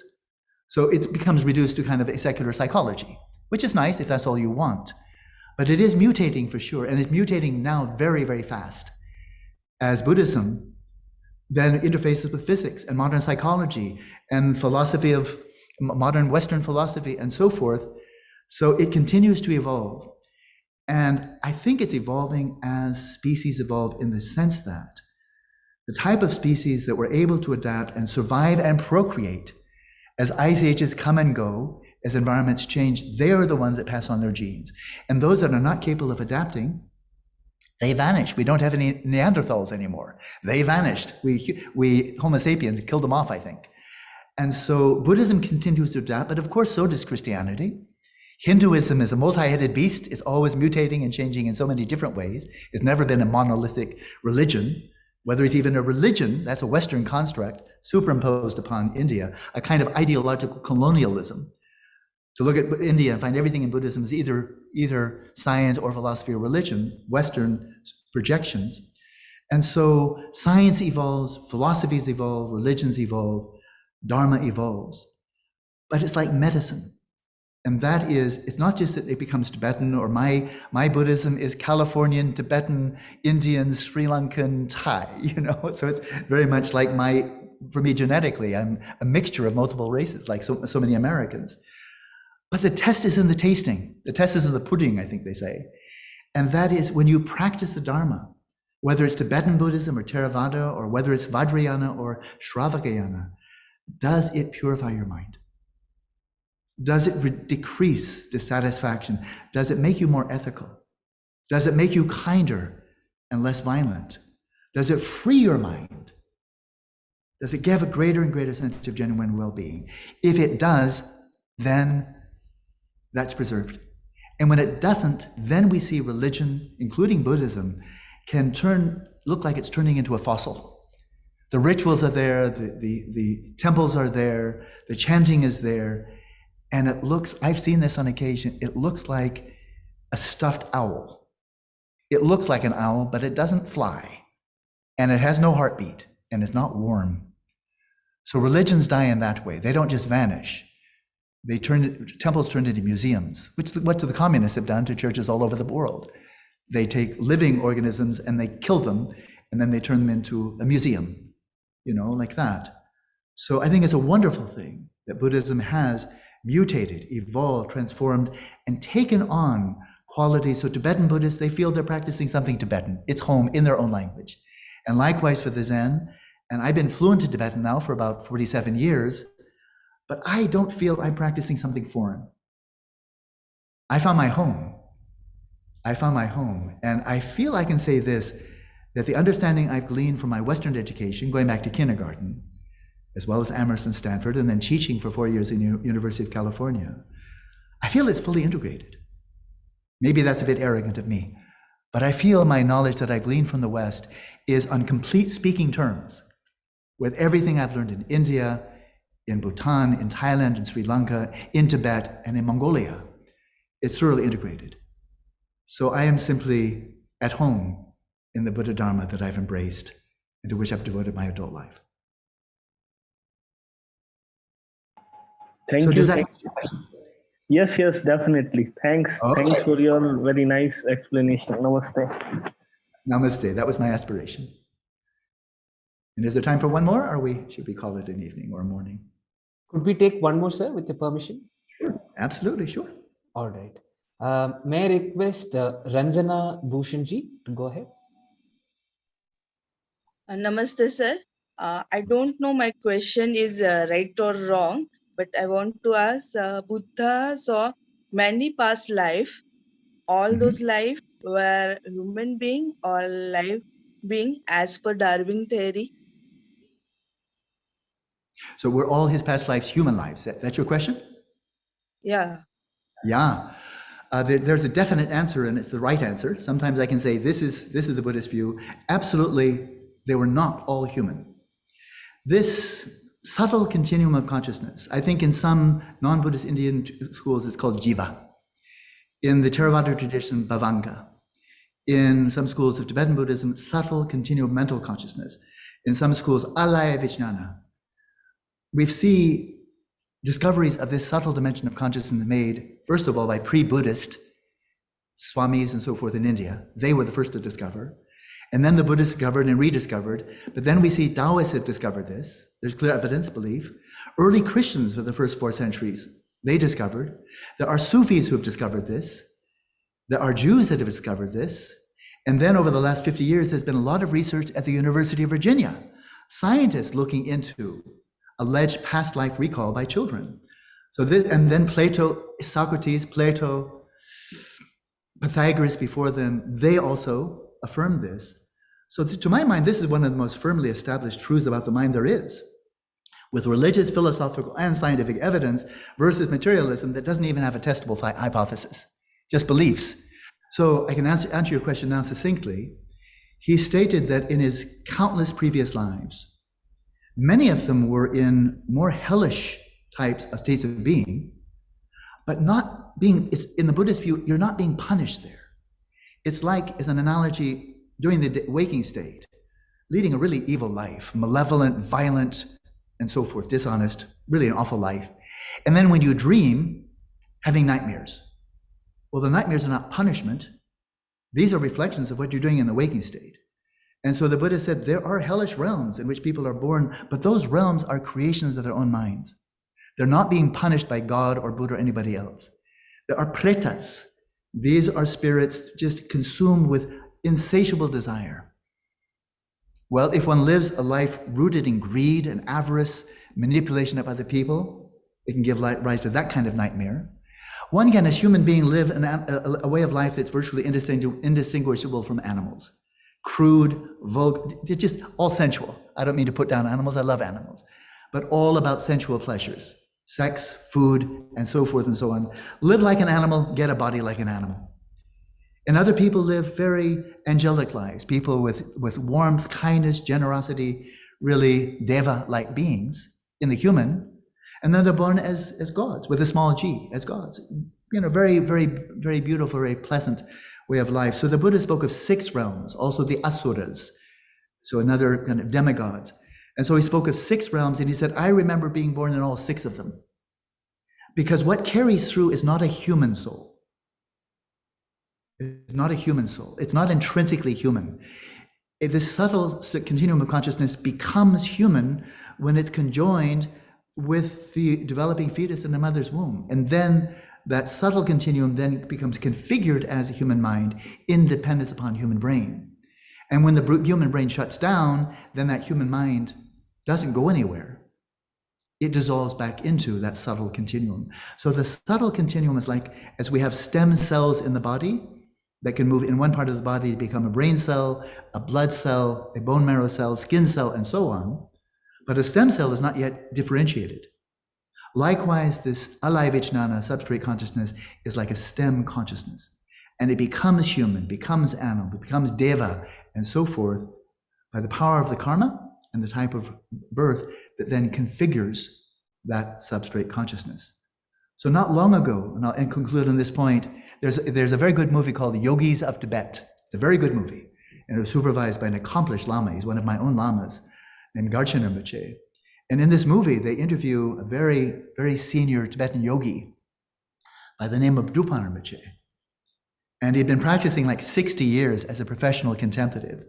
And he's interviewed in this film, Yogis of Tibet, and he looks right into the camera and he says, I can remember all my past lives. And he said, I probably look human to you, but from my perspective, it's very different. And as I look into my past lives, most of them were not human. They were something lower, called the lower realms, most of them. So in the Buddhist view, to be born as a human being is something quite exceptional, of extraordinary possibilities. But we fully reap those possibilities or manifest, actualize those possibilities by finding Dharma and not just pursuing mundane pleasures. So let it be Jaina Dharma, Sikh Dharma, Taoist Dharma, Buddhist, Christian, Muslim. But if we find Dharma, religious or not religious, there's Socratic Dharma, Platonic Dharma. It doesn't have to be a religion as such, but a way of viewing reality that nurtures genuine well-being and provides us with meaning. That's what Dharma is all about. So to be human is an extraordinary opportunity. It's rare, it's precious, and it's passing. So we're encouraged in Buddhist teachings, take advantage of this life, because you may not have another opportunity like this in the future for a long time, because it doesn't come automatically. To be human now doesn't necessarily mean that to be human in the future. So materialists, I think, feel very comfortable, thinking, oh, when I'm dead, then I'm just vanished. That's a very happy thought to many people. Then all my problems will be over. All I have to do is stop breathing. Oh, won't that be nice? They just go to sleep and never wake up. They're free to believe that. People can believe anything they like, but there's no evidence behind that. And it is not a scientific conclusion. When scientists don't know the origins of consciousness, they don't know the end of consciousness either. So let's not pretend that's anything other than a belief. Whereas the belief in continuity of consciousness and life after life, there's an enormous amount of evidence and it can be tested. So that's where I stand. I'm really a Buddhist contemplative scientist. And I love to see questions raised that we can test with experience and not simply believe or disbelieve, which is very cheap and very easy. So that's my response. Thank You're you. a precious Thank you, sir. You're a precious human being. So congratulations.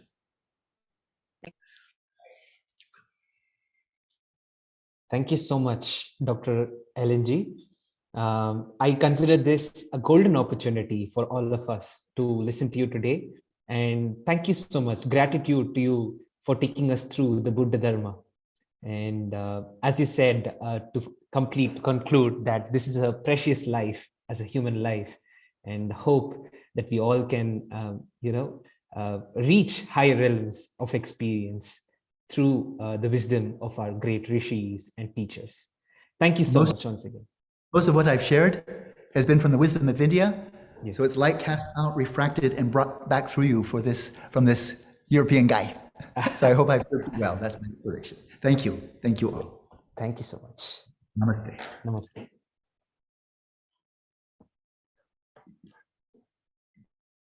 Wonderful. So the next session is at 11 a.m. It is again in the same Vishaya, philosophy, schools, texts, thinkers, and epistemic traditions. We are looking at India's knowledge systems content.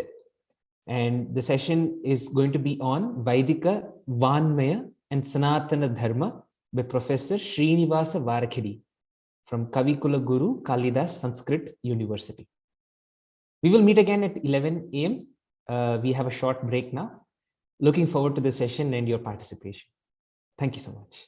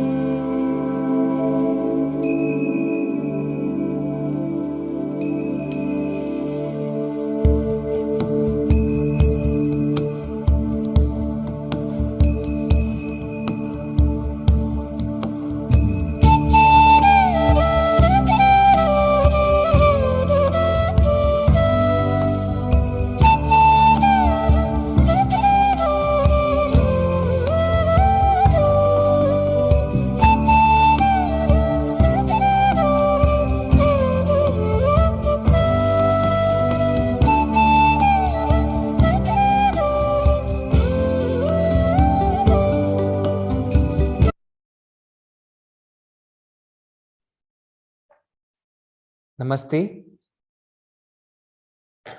Namaste, Professor Srinivasa Varkidiji. Thank you so much for joining us.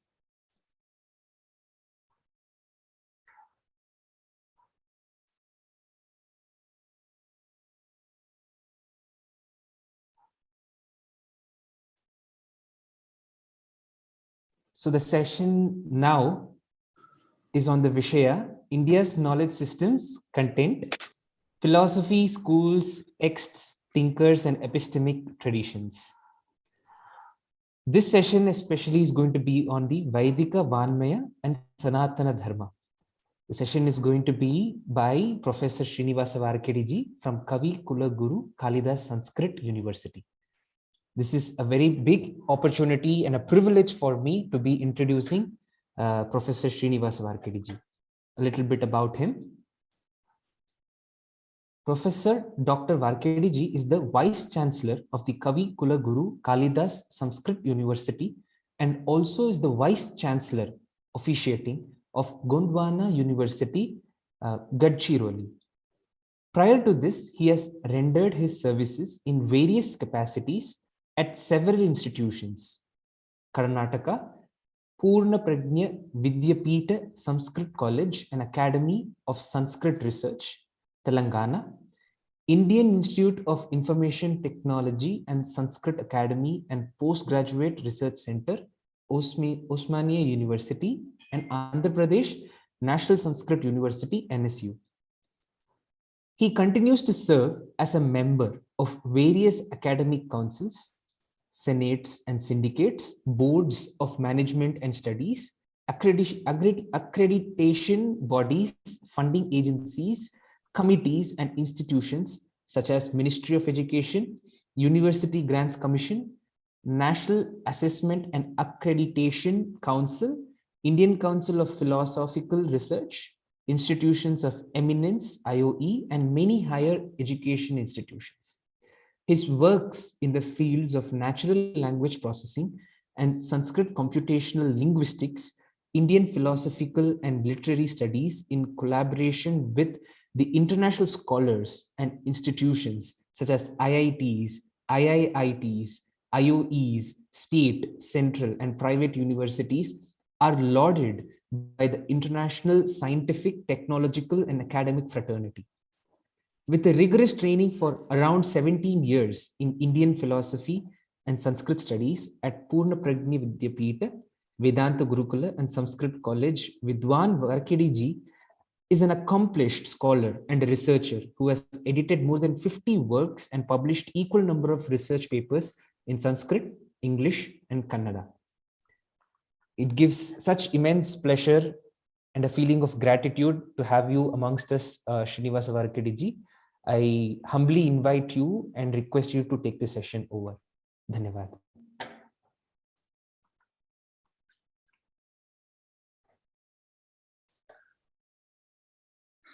Namaste, namaste to one and all.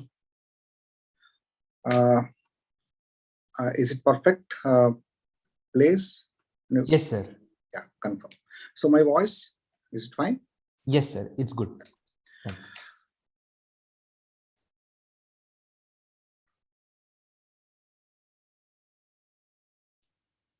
Bhavati yadunubhavad edamokopi vagmi jadamati jantur jayate prajnamolihi sakala vachana cheto devata bharati sa mama vachasi nidhattam sannithim manasecha. In this series of lectures on Indian knowledge traditions, I am invited to deliver my speech on Vedic tradition and Sanatana Dharma.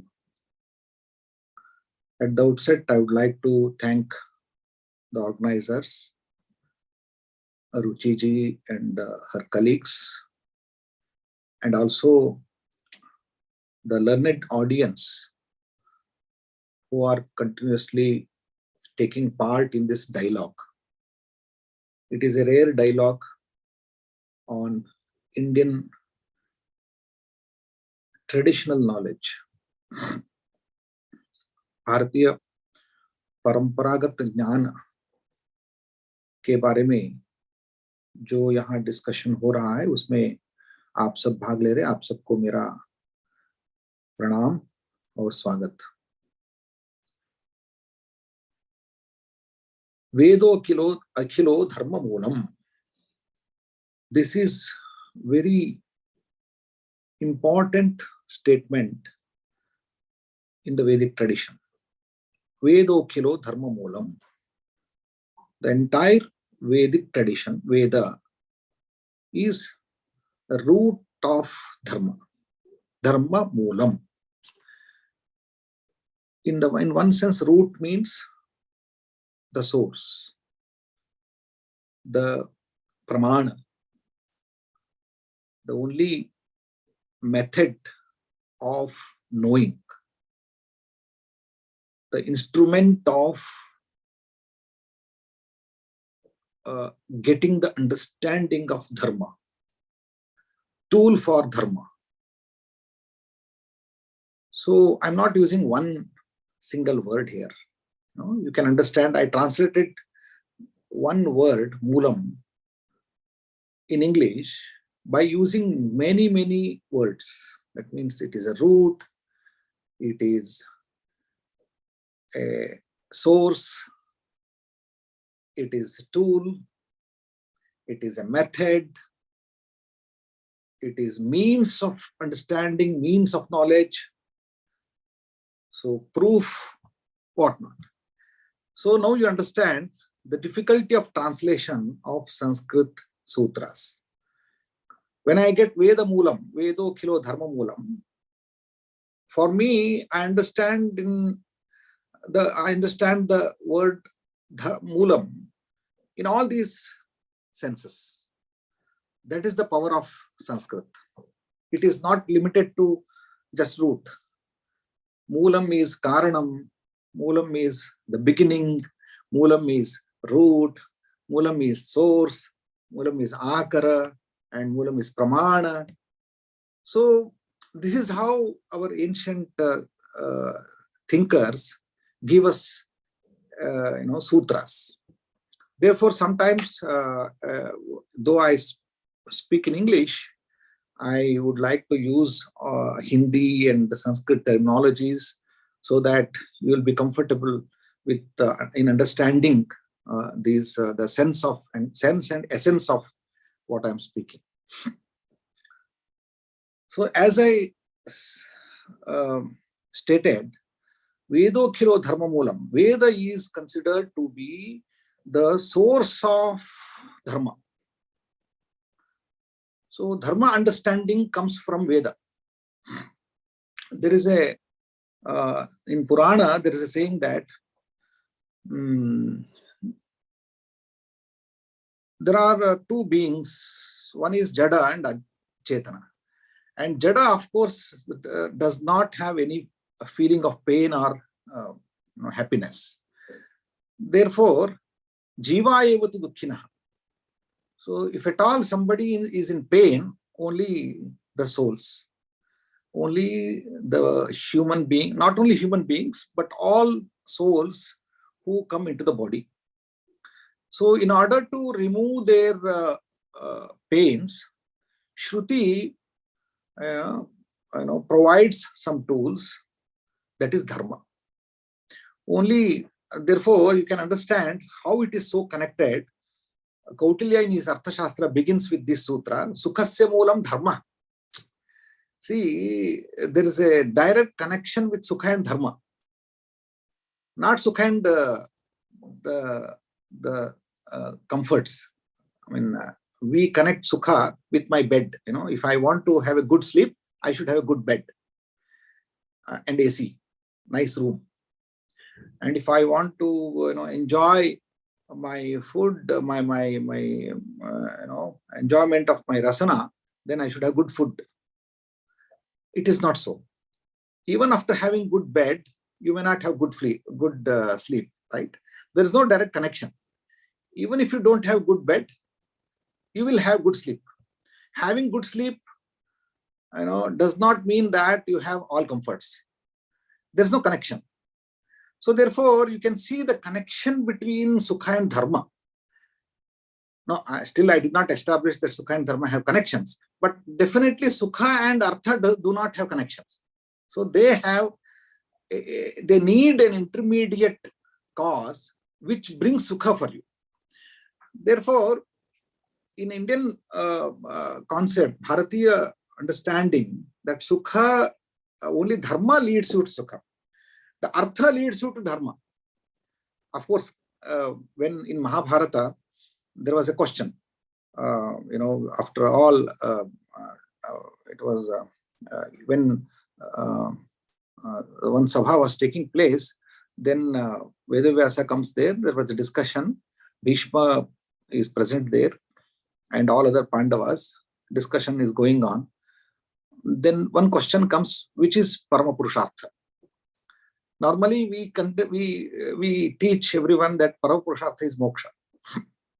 When you get liberation, that is Parama Purushartha. There's the end, and we need to get. Everyone wants moksha. Of course, everyone wants freedom. Therefore, moksha is Parama Purushartha. But for all these, root cause is kama. If you don't have kama and desire, proper desire, then you can't reach anywhere. Therefore, kama is Parama Purushartha. That is what Bhima's argument. So Bhima's argument was upheld by Vedavyasa. He says, yes, for everything, even though you have artha, but all artha may not be leading you to sukha, dharma. Because unless and until you have a strong desire and sankalpa to perform dharma, all your artha will go vain. Therefore, artha with kama will lead you to dharma, and dharma will take you to sukha. So this is just I'm giving you a model. I mean, this is the model of reaching sukha. Sukha, dharma, artha, and kama. So kama leads you to achieve artha, good artha, which is proper and which leads you to dharma, and dharma leads you to moksha.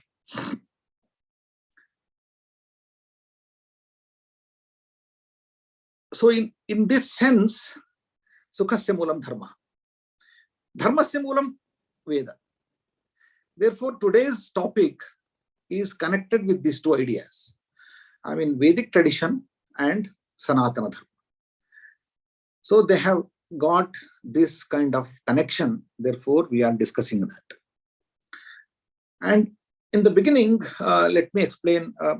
Many of you may be familiar with the Vedic tradition and what are the Vedas and how many Vedas are there and how they are designed, what are the types of Vedas and Aranyakas. And so, but still many of may not be knowing it. Therefore, I just enumerated and encapsulate idea. But before that, why Vedas are called Vedas? I quote a shloka from Purana, Vedaste Nitya Vinnatvat. Nitya Vinnatvat. when we say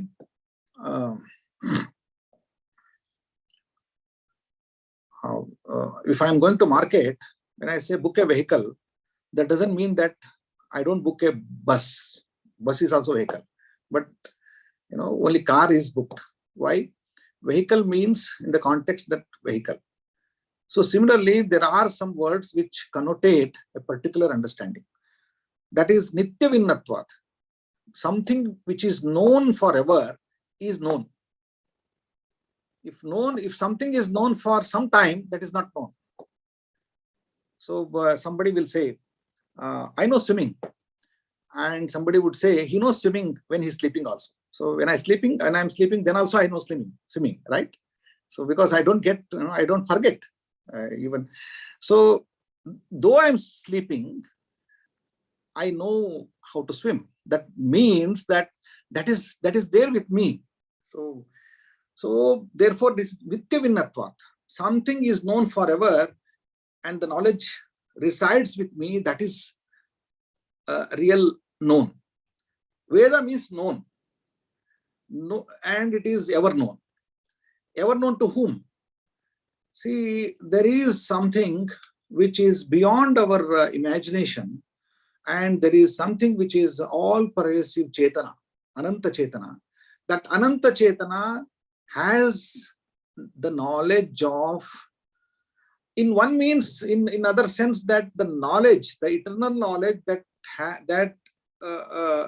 is possessed by Ananta Chetana, Nitya Chetana, that is, we call it Brahman. That is Veda. In simple sense, in simple words, Veda is nothing but Brahman, because knowledge that Brahman itself is Veda. In the sense, in the highest sense, I am placing this idea. So Nitya Vinnatvat Vedaha. And the Vedas are called Shrutis. Why? Because they are just heard. Nobody created them. They are not Kritis. A Kriti nahi hai, a Shruti hai. Kyun Shruti hai? Everyone continues to hear them. All our ancient rishis, even though Vishwamitra is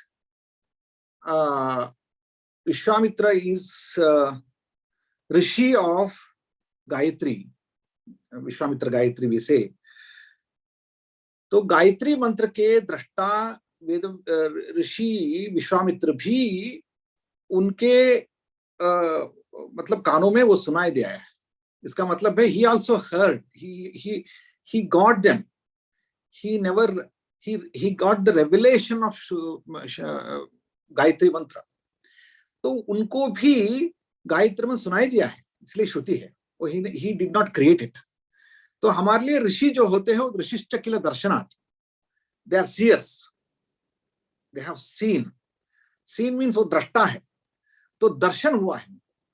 तो दर्शन श्रुति मतलब श्रवण रूप दर्शन हुआ है.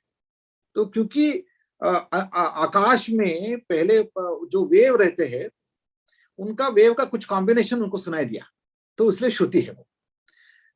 तो इसलिए श्रुति है कि सभी ने उसको सुना है, किसी ने उसको क्रिएट नहीं किया है. Nobody created, but everyone heard. Therefore, it is Shruti. Amnayascha ananyatha pathat. There is another word about Shruti, that is Amnaya. Amnaya. Amnaya का मतलब है बार बार पाठ करना. Repetition. Something is repeated. Something that is repeated is called Amnaya. Amnaya ananyatha pathat. जब repetition किया है तब उसका बदला नहीं. That is interesting. से मैं एक बार एक सेंटेंस वे वाक्य बोलता हूं तो उसके बाद द्वितीय बार उसका उच्चारण करूंगा तो मैं चेंज कर सकता हूं. तो तृतीय बार उच्चारण करूंगा तो उसका फिर से बदल जाएगा. या मैं जो उच्चारण करूंगा उसको आप उसी वाक्य को उच्चारण करेंगे, उसके बाद और एक व्यक्ति उसको उच्चारण करेंगे, बाद में उसको तीसरा चौथा व्यक्ति उच्चारण करेगा, तो तब तक बदल जाएगा. आपको वापस जब वो वाक्य मिलेगा तो पूरा बदला हुआ वाक्य मिलेगा. That means that when we utter a sentence, the person who takes them will again create the same sentence, similar sentence, not the same sentence. Okay. When it is similar, there are chances of changes. But such changes did not occur in Vedic Patha. Therefore, this is Amnaya. Because in our tradition, continuously it is heard and it is repeated without any change. आपको आश्चर्य होगा, दुनिया के सबसे बड़ा आश्चर्यों में से हम जैसे मानते हैं ना आजकल, क्या है वो, दुनिया के आश्चर्य अष्ट है, मतलब 8वां है, भारत में 8वां कोई ताजमहल ऐसा बोलते हैं, लेकिन ताजमहल नहीं है भारत के आश्चर्यजनक चीजों में, ताजमहल नहीं है, गलत है, वेद पाठ है। क्योंकि लाखों सालों से एक ही सेंटेंस को इसको मेंटेन करते रहना without any change, a single small change in स्वरास, मेरे इंटोनेशन भी चेंज नहीं हुआ है। जैसे बोलना अग्निमी ईणे पुरोहितम, पूरे भारत में जितने भी वेद पाठ के पद्धति है, आपको बताता हूं मैं कितने वेद पाठ के पद्धति है, उतने सारे वेद पाठ के पद्धति में जो स्वर है वही स्वर है, आज तक है, हजारों सालों से। क्षमा कीजिए, हजारों सालों से मेरा गलत शब्द निकला है, लाखों सालों से, वो भी गलत है। अनंत काल से, क्योंकि काल की परिकल्पना, क्योंकि हमारा माइंड करप्शन हो चुका है, मतलब our mind is totally corrupted. What has happened? We are taught some history, and history is in the line. Okay, history का काल की परिकल्पना जो है लाइन है, तो हमको लाइन के बाहर हमें सोच ही नहीं सकते हम, लाइन से बाहर हमारा सोचना बंद हो गया है। तो इसलिए हम सोचते हैं कि काल की गति में किसी काल में मुझे बताना पड़ेगा कब था वो, राम कब था, कृष्ण कब था, कब था क्या है। तो मुझे लगता है कि काल की गति में सब थे, सब चले गए हैं, लेकिन वो फिर से आएंगे। इसलिए किसी काल गति में उनको कोई नंबर बताना ये ठीक नहीं है। तो नंबर से परे कुछ होता है, वो काल भी है। तो बियॉन्ड नंबर्स हम सोच ही नहीं सकते, क्योंकि हिस्ट्री हमें नंबर के साथ सिखाया गया है। So we need now, I think in this Indian knowledge traditions, we need to teach our younger generation that beyond numbers something exists, and even time is beyond numbers. Therefore history को बाहर करना, history is an alien idea, क्योंकि उसको number के साथ जाता है। मुझे मेरी काल गणना नंबर के परे होते हैं। आप हमारे पुराणों को मतलब जब if you read our Puranas, when सृष्टि क्रम is informed, such numbers are avoided. And only in order to give a feeling for you, some numbers are given, but those numbers are very not random, but some clock type of numbers are given. For example, इतने युग होते हैं, उतने चतुर्युग होते हैं, उसके चतुर्युग होने के बाद फिर से महायुग होगा, लेकिन महायुग चक्र है वो, that we should understand. It is not, though number is given, that number is not limited to number, but for our understanding purpose, some number is given. That number is not absolute number. That repeats, that is remaining with. So in that sense, Ved is Ananta Kal se chalta aa raha hai, so it is eternal. Ved is not a literature as it is claimed by Western philosophers and Western historians. Therefore, all Indian thinkers, even all Indian teachers, we teach in our classes that Vedas are created 15 years ago. 15,000 years ago. 15,000 years ago, Bharat नहीं, पूरे दुनिया सो रहा था, भारत जाग रहा था। उस काल में वेद का अवनति होना शुरू हो गया था। आपको पता, हमें ये वेद पुराणों में हमें देखना है तो कितना बचा है। आपको मैं बताता हूँ, एक there's one to give an idea to you. When Vedas Veda Shakhas were enumerated in the time of Patanjali, in his Bhashya, he enumerates Vedic traditions. He says, Ekashatam Richaha. Ekavimshatihi Richaha. The Rigveda Patha ka Ekavimshati. The 21 Shakhas of Vedic traditions have remained, during the period of Patanjali. He records them. Okay. Now, if you go to Purana, in Agni Purana, and also in it is 24. That means we lost 3 shakhas during the time of Patanjali. So remaining 3 shakhas are not accessible to us. Today it is only 1. That means we have lost all 20. So among 24 shakhas, now we are left with only one shakha. That means how much we have lost. In Ekottara Shata, 100 shakhas of Yajurveda, and Sahasravartma Samaveda, 1000 ways of presentation of Samaveda were existing in India, and today we have lost them, and today few shakhas are remaining, and that too they are endangered. Like, today we spend many amount budget on to protect the endangered languages.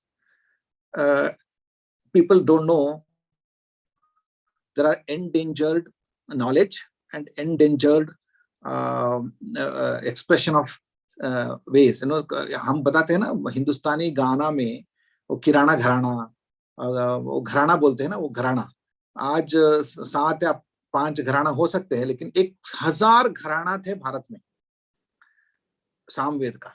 तो मैं क्या कह रहा हूं, अभी 24 वेद शाखास, Rigveda शाखास, then Yajurveda शाखास 100, then साम शाखा 1000 ways, then Atharva Shakha.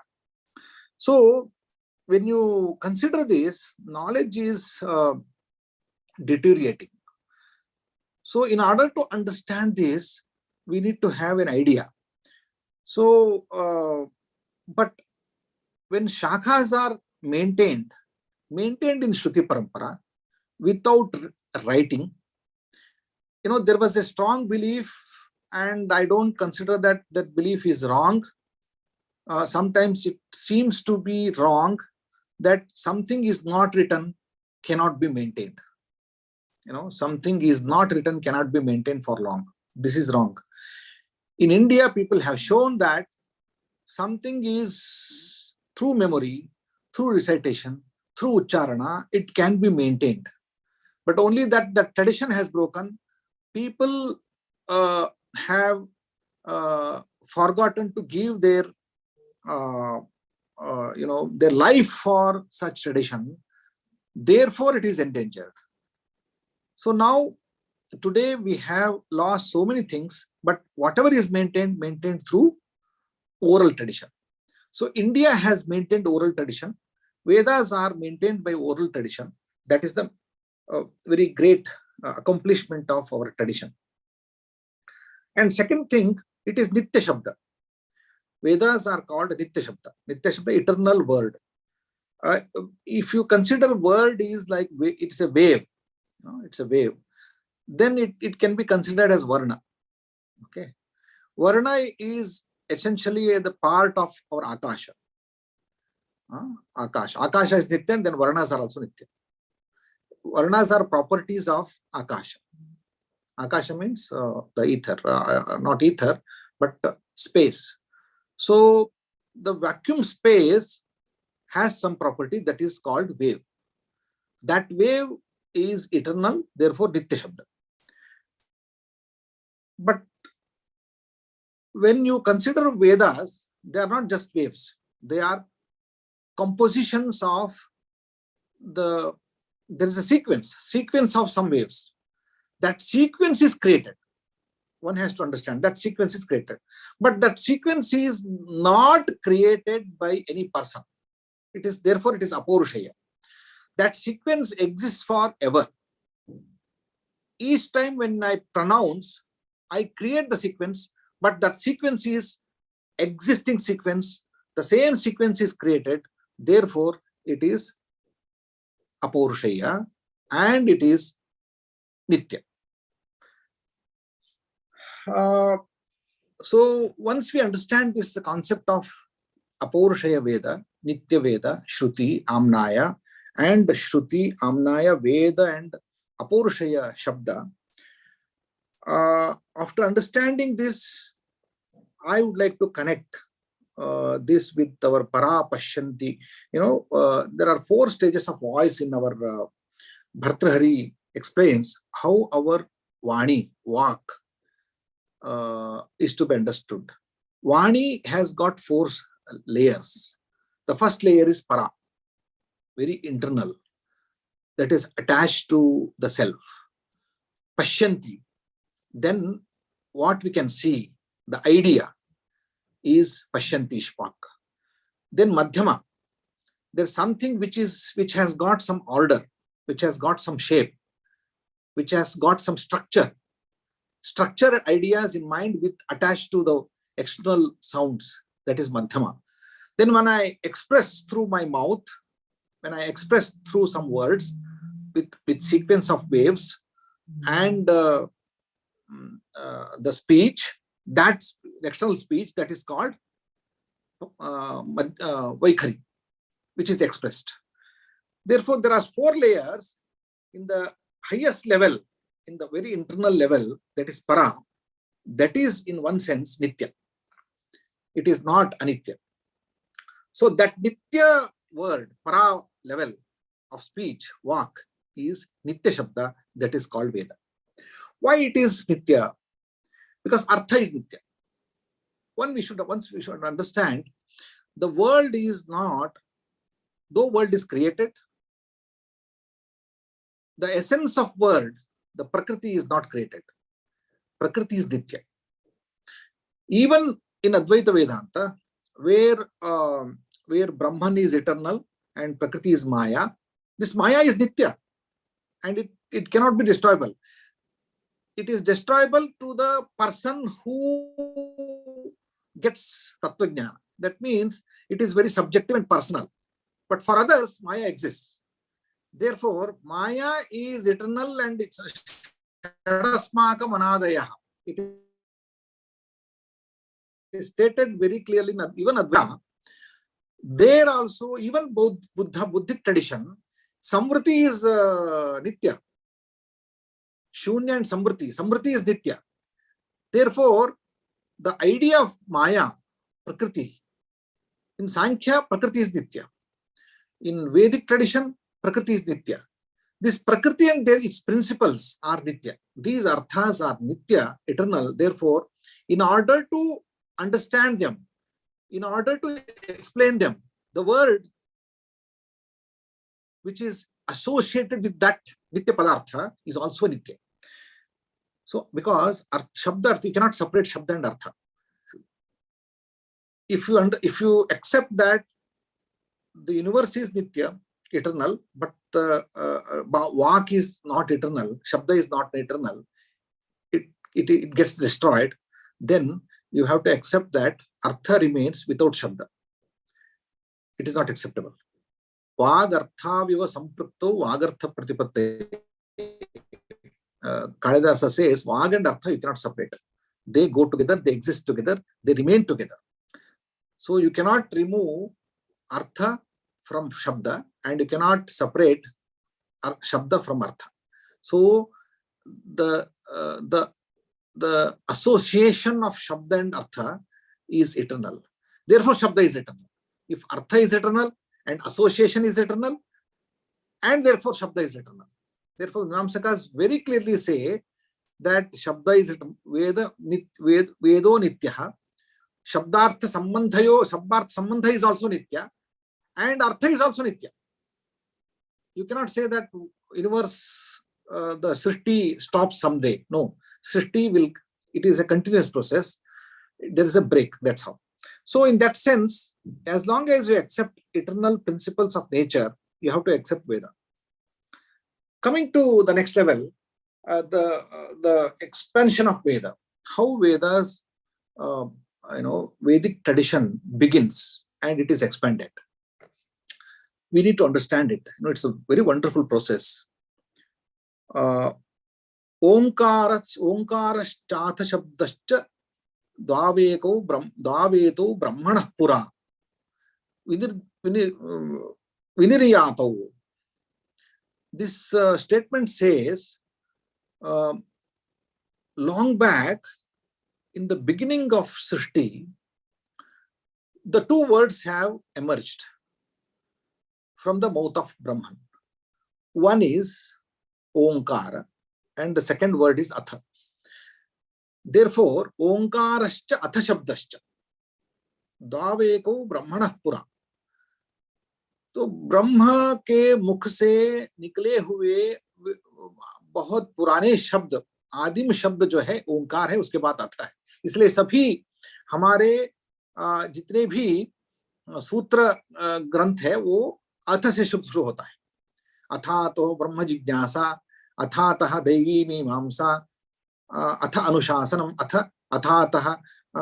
अथ शब्दानुशासनम. सभी हमारे स्मृति ग्रंथों का आरंभ अथ शब्द से होता है. एंड सभी हमारे वेद का, श्रुति का आरंभ होता है ओंकार से. दो परंपरा है हमारे, श्रुति परंपरा एंड स्मृति परंपरा. सो श्रुति और स्मृति परंपरा के आधारभूत मूल दो शब्द है. एक ओंकार है, दूसरा उसको प्रणव बोलते हैं, और दूसरा अथ शब्द है. सो ओंकारश्च अथ शब्दश्च. सो ओम, this eternal expression of Brahman. Why I said eternal? It is a kind of wave which is emerging in Brahmanda continuously. It never stops.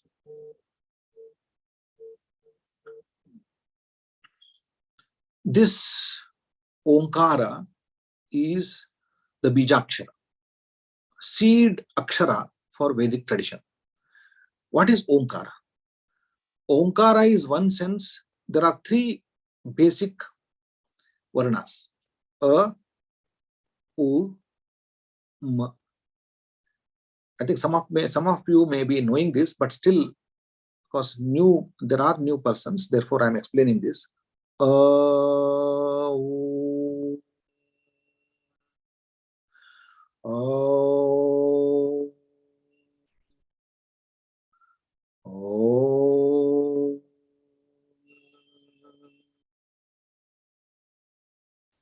So see here, it starts with Akara, Kantha, in Kantha. Though we should start it with our Nabhi. So if you say how words are pronounced, from Vayu starts from Nabhi, and when it comes out through our Kantha, it pronounces Akara.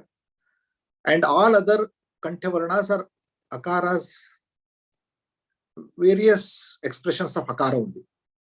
A only can be expanded A and other Ha also.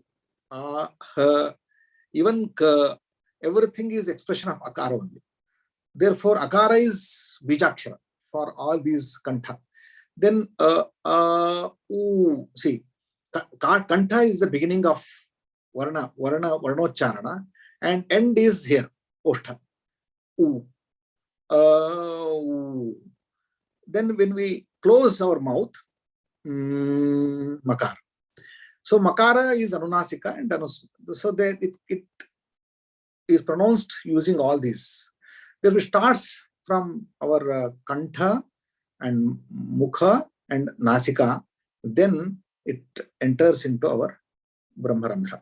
So the entire, from Nabhi to this Shiras, this Omkara is produced. Om.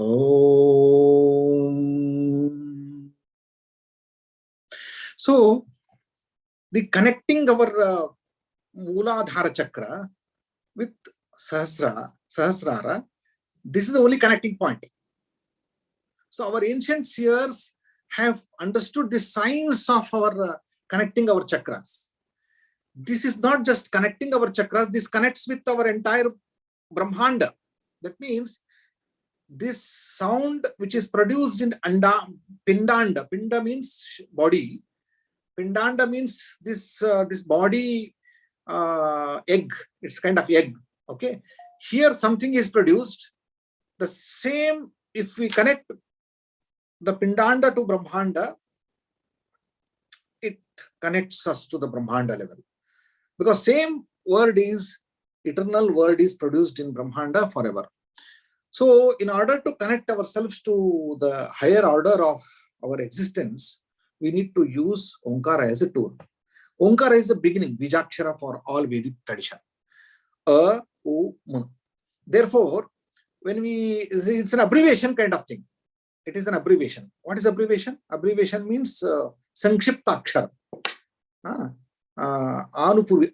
Starts with this one, Vedic tradition, Rigveda starts with Akara. Agnimi, Ele, Purohitam, Yajnasya, Deva, Mritujam. This is the beginning of Rigveda. It starts with Akara. Agnimi, Ele, Purohitam. Then Yajurveda ends with Ukara. Therefore, A is Rigveda, U is Yajurveda. Because when you go to the end of Yajurveda, you will find Ukara is ending there. So, U means entire Rigveda and Yajurveda, all Gadya and Padya. Rigveda is in Padya form and Yajurveda is in Gadya form. The entire literature, I mean, whatever is created within the form of Gadya and Padya is completely encapsulated by U. Okay. Then Makara is representation of Samaveda. Sama is Gana. The basic element of Gana is Makara. Without Makara, you cannot sing. Singing begins with Ma. Singing ends with Ma. Okay, whatever you add in between, but it is Ma only is heard. Therefore, is Gana. Therefore, all our beginning, I mean, even when we smile, that begins with Ma. Ananda it is a symbol of Ananda. Makara is Ananda.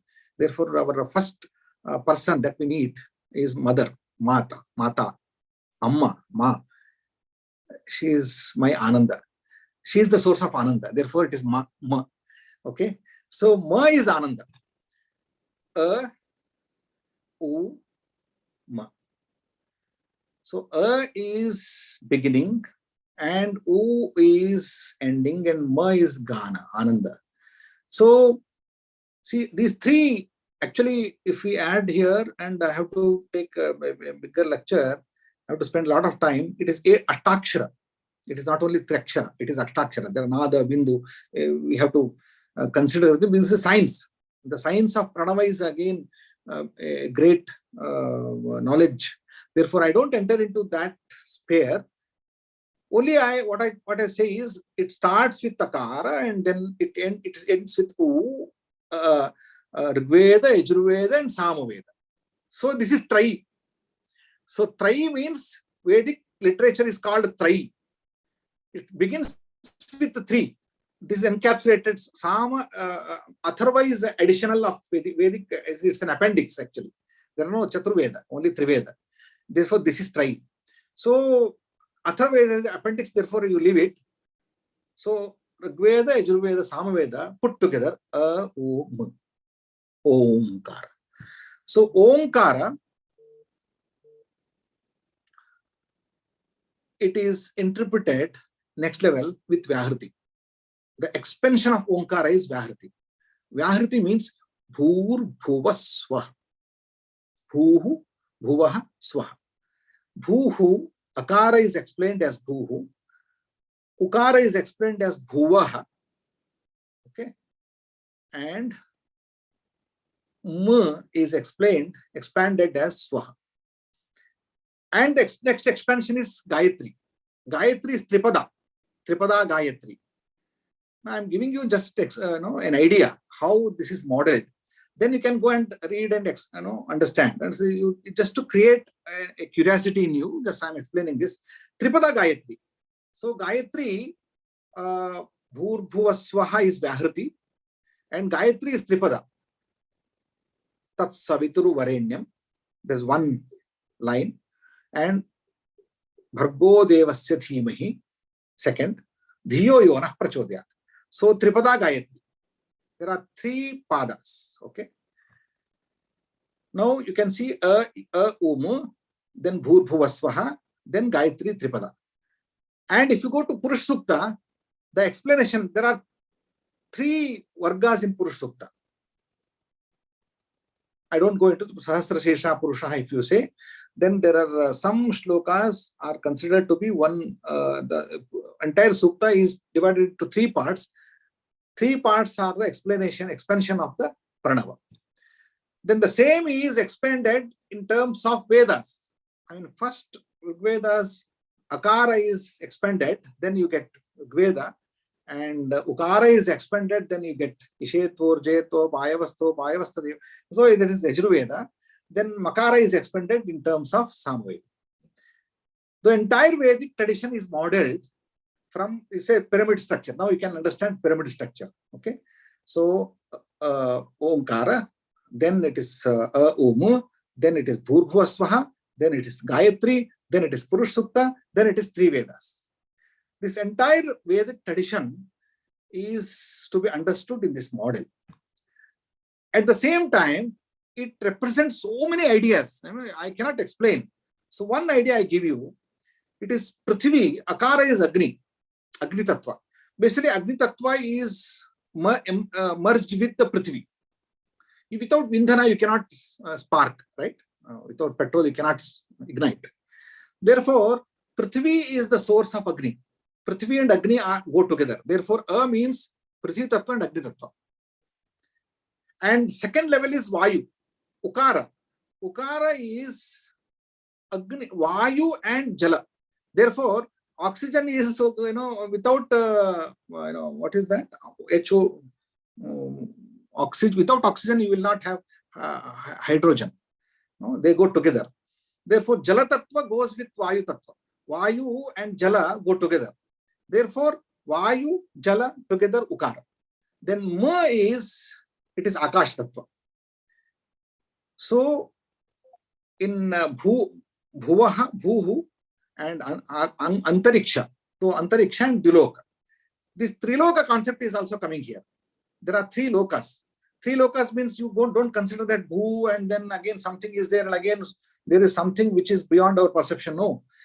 It is 3 layers are there. When you elevate yourself from Bhu, Prithvi, then you go to the, you will become lighter.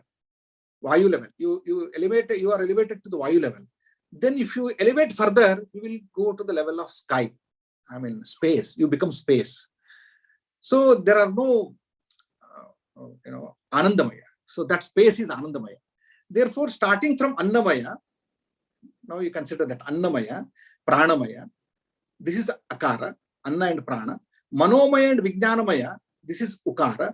Then Anandamaya is Makara. Therefore, it is Panchakoshas, Panchabhutas are explained within this. So this is level of, therefore every day through Pranavopasana, we elevate ourselves from Annamaya to Anandamaya. This is elevation process. So we are using Pranava as tool. We are using our Vedic tradition, our Vedic recitation as tool to elevate ourselves. And all knowledge system is encapsulated within this Vedic tradition. Now coming to Dharma, I don't have much time. Therefore, with this explanation, I enter into next level. So this is to be understood, how Dharma is to be understood through Vedic tradition. What is Dharma? Dharmasya tattvam nihitam guhaya mahajano yena gatasya pantha. Mahabharata so beautifully explains what is Dharma. Shrutayascha bhinna. If you consider Vedas are sources, when you consult Vedas for understanding Dharma, you will be in confusion. because udite hotavyam, anudite hotavyam, you will find all kinds of statements. Particularly when you say, when to perform yajna. So when before Suryodaya, you should do it. Udite hotavyam. Okay. And no, udite hotavyam, after Suryodaya, you should do it. There is another statement, anudite hotavyam. Do it before the sunrise. So what to do? Therefore, Shrutayascha bhinnaha, Smrutayascha bhinnaha. Then there is a confusion. What to do? Then when you say this is the source is itself is confusing us. It becomes the source of confusion rather than source of conclusion. So what to do? Shrutayascha bhinnaha, Smrutayascha bhinnaha, Rishayascha bhinnaha. So there is no one Rishi. There are thousands of Rishis who have explained Vedas, Smritis they have written. What to do and how to do, we don't know. Then Mahabharata says, Dharmasya tattvam nihitam guhaya. It is closed in a cave. Cave is nothing but our own hridaya. Our inner part of our core itself is a cave, because we never understood what I am, who am I. So this guha is closed because we are going outright. External world, all our senses are going out. We are searching dharma in external world. We never reach it. Dharmasya tattvam nihitam guhaya. It is inside. It is not external world. It is not available in external world. It is available within you. Dharmasya tattvam nihitam guhaya. Then what to do now? How to search it? Mahajano yena gatasya pantha. You follow the seers, the learned people. Just follow them. You will get it. That means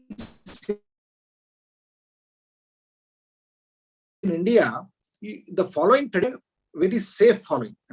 Sometimes when you are in dark, you have lost your light of your car. Okay. Now you think of you are driving in a dark place. You have lost your headlight is broken and headlight is switched off and you can't start it, but you're driving. What to do? Just follow another vehicle which has headlight. Okay. This is the way in India we found a very easier way to follow our tradition. When you cut yourself from the tradition, then you are lost in somewhere darkness. So this is the safer way. This is not my understanding. This is Mahabharata's Upadesha. Mahabharata says this. Now coming to how to understand dharma, what is the broader understanding dharma? Dharma is, I don't give any speech about what is dharma. Dharana, dharma, all this is again repetition. So I come to the straight away this one finer point of dharma, that is So I'll go to only these three aspects.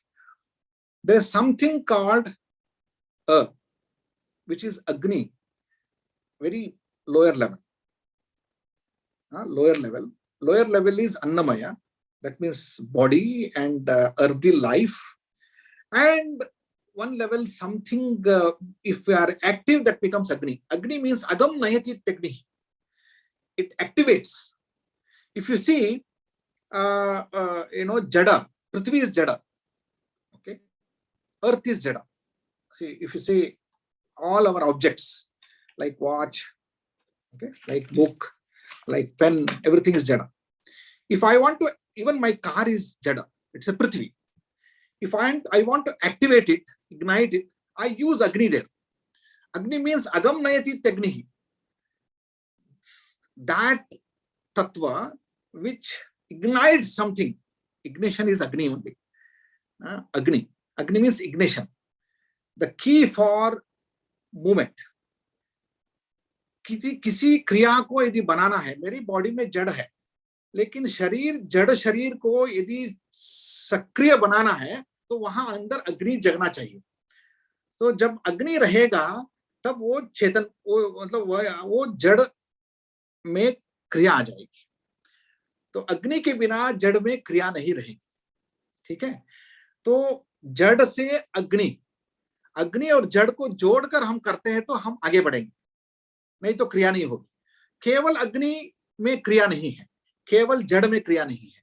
जड़ में जब अग्नि का संयोग होगा तभी वो क्रिया बनेगी। The movement will begin only with the combination of Agni and Prithvi. Okay, that is the level of annamaya and pranamaya. Anna and prana together elevates you, motivates you, takes you further, takes you higher level. Okay, therefore, everywhere in yoga we say do pranayam, because only we take food, that is jada. In order to convert the food as energy, we need to do pranayam. So beautiful. I mean, so it is so connected. You know, starting from pranava, then if you see our annamaya and pranamaya tattva, then connecting with this yoga. So asanas are a function of body. In order, they are sthira. Asana should be sthira, because in yoga, asana should, because annamaya, the body should be still, because anna is jada, still. Okay. In order to activate it, in order to ignite it, we should use prana. Prana is Agni. Okay, Pranagni. So prana and anna together, and even in Prithvi and Agni together, in Brahmanda level, in Pindanda level, anna and prana together motivates us, takes us to higher level. There, dharma is there. So this is what called dharma, dharana. I mean, I should hold it. It is not just in the level of body. It is not just in the level of universe. I should connect every dots of the universe. That is, dharma should be maintained within, through prana, through asana. Dharma should be maintained within the body. That is yoga. That is dharma. Within the body, the same dharma is called swasthya or yoga. Okay. And the same dot should be connected in the society and nation, where integration should be there. That integration, it does not happen then if dharma is not maintained there. What sort of dharma? Shanti and sahajivana and overall integration. Okay. So what are the principles of dharma? If you say satyam, ahimsa, all these yamas and niyamas are principles of societal life.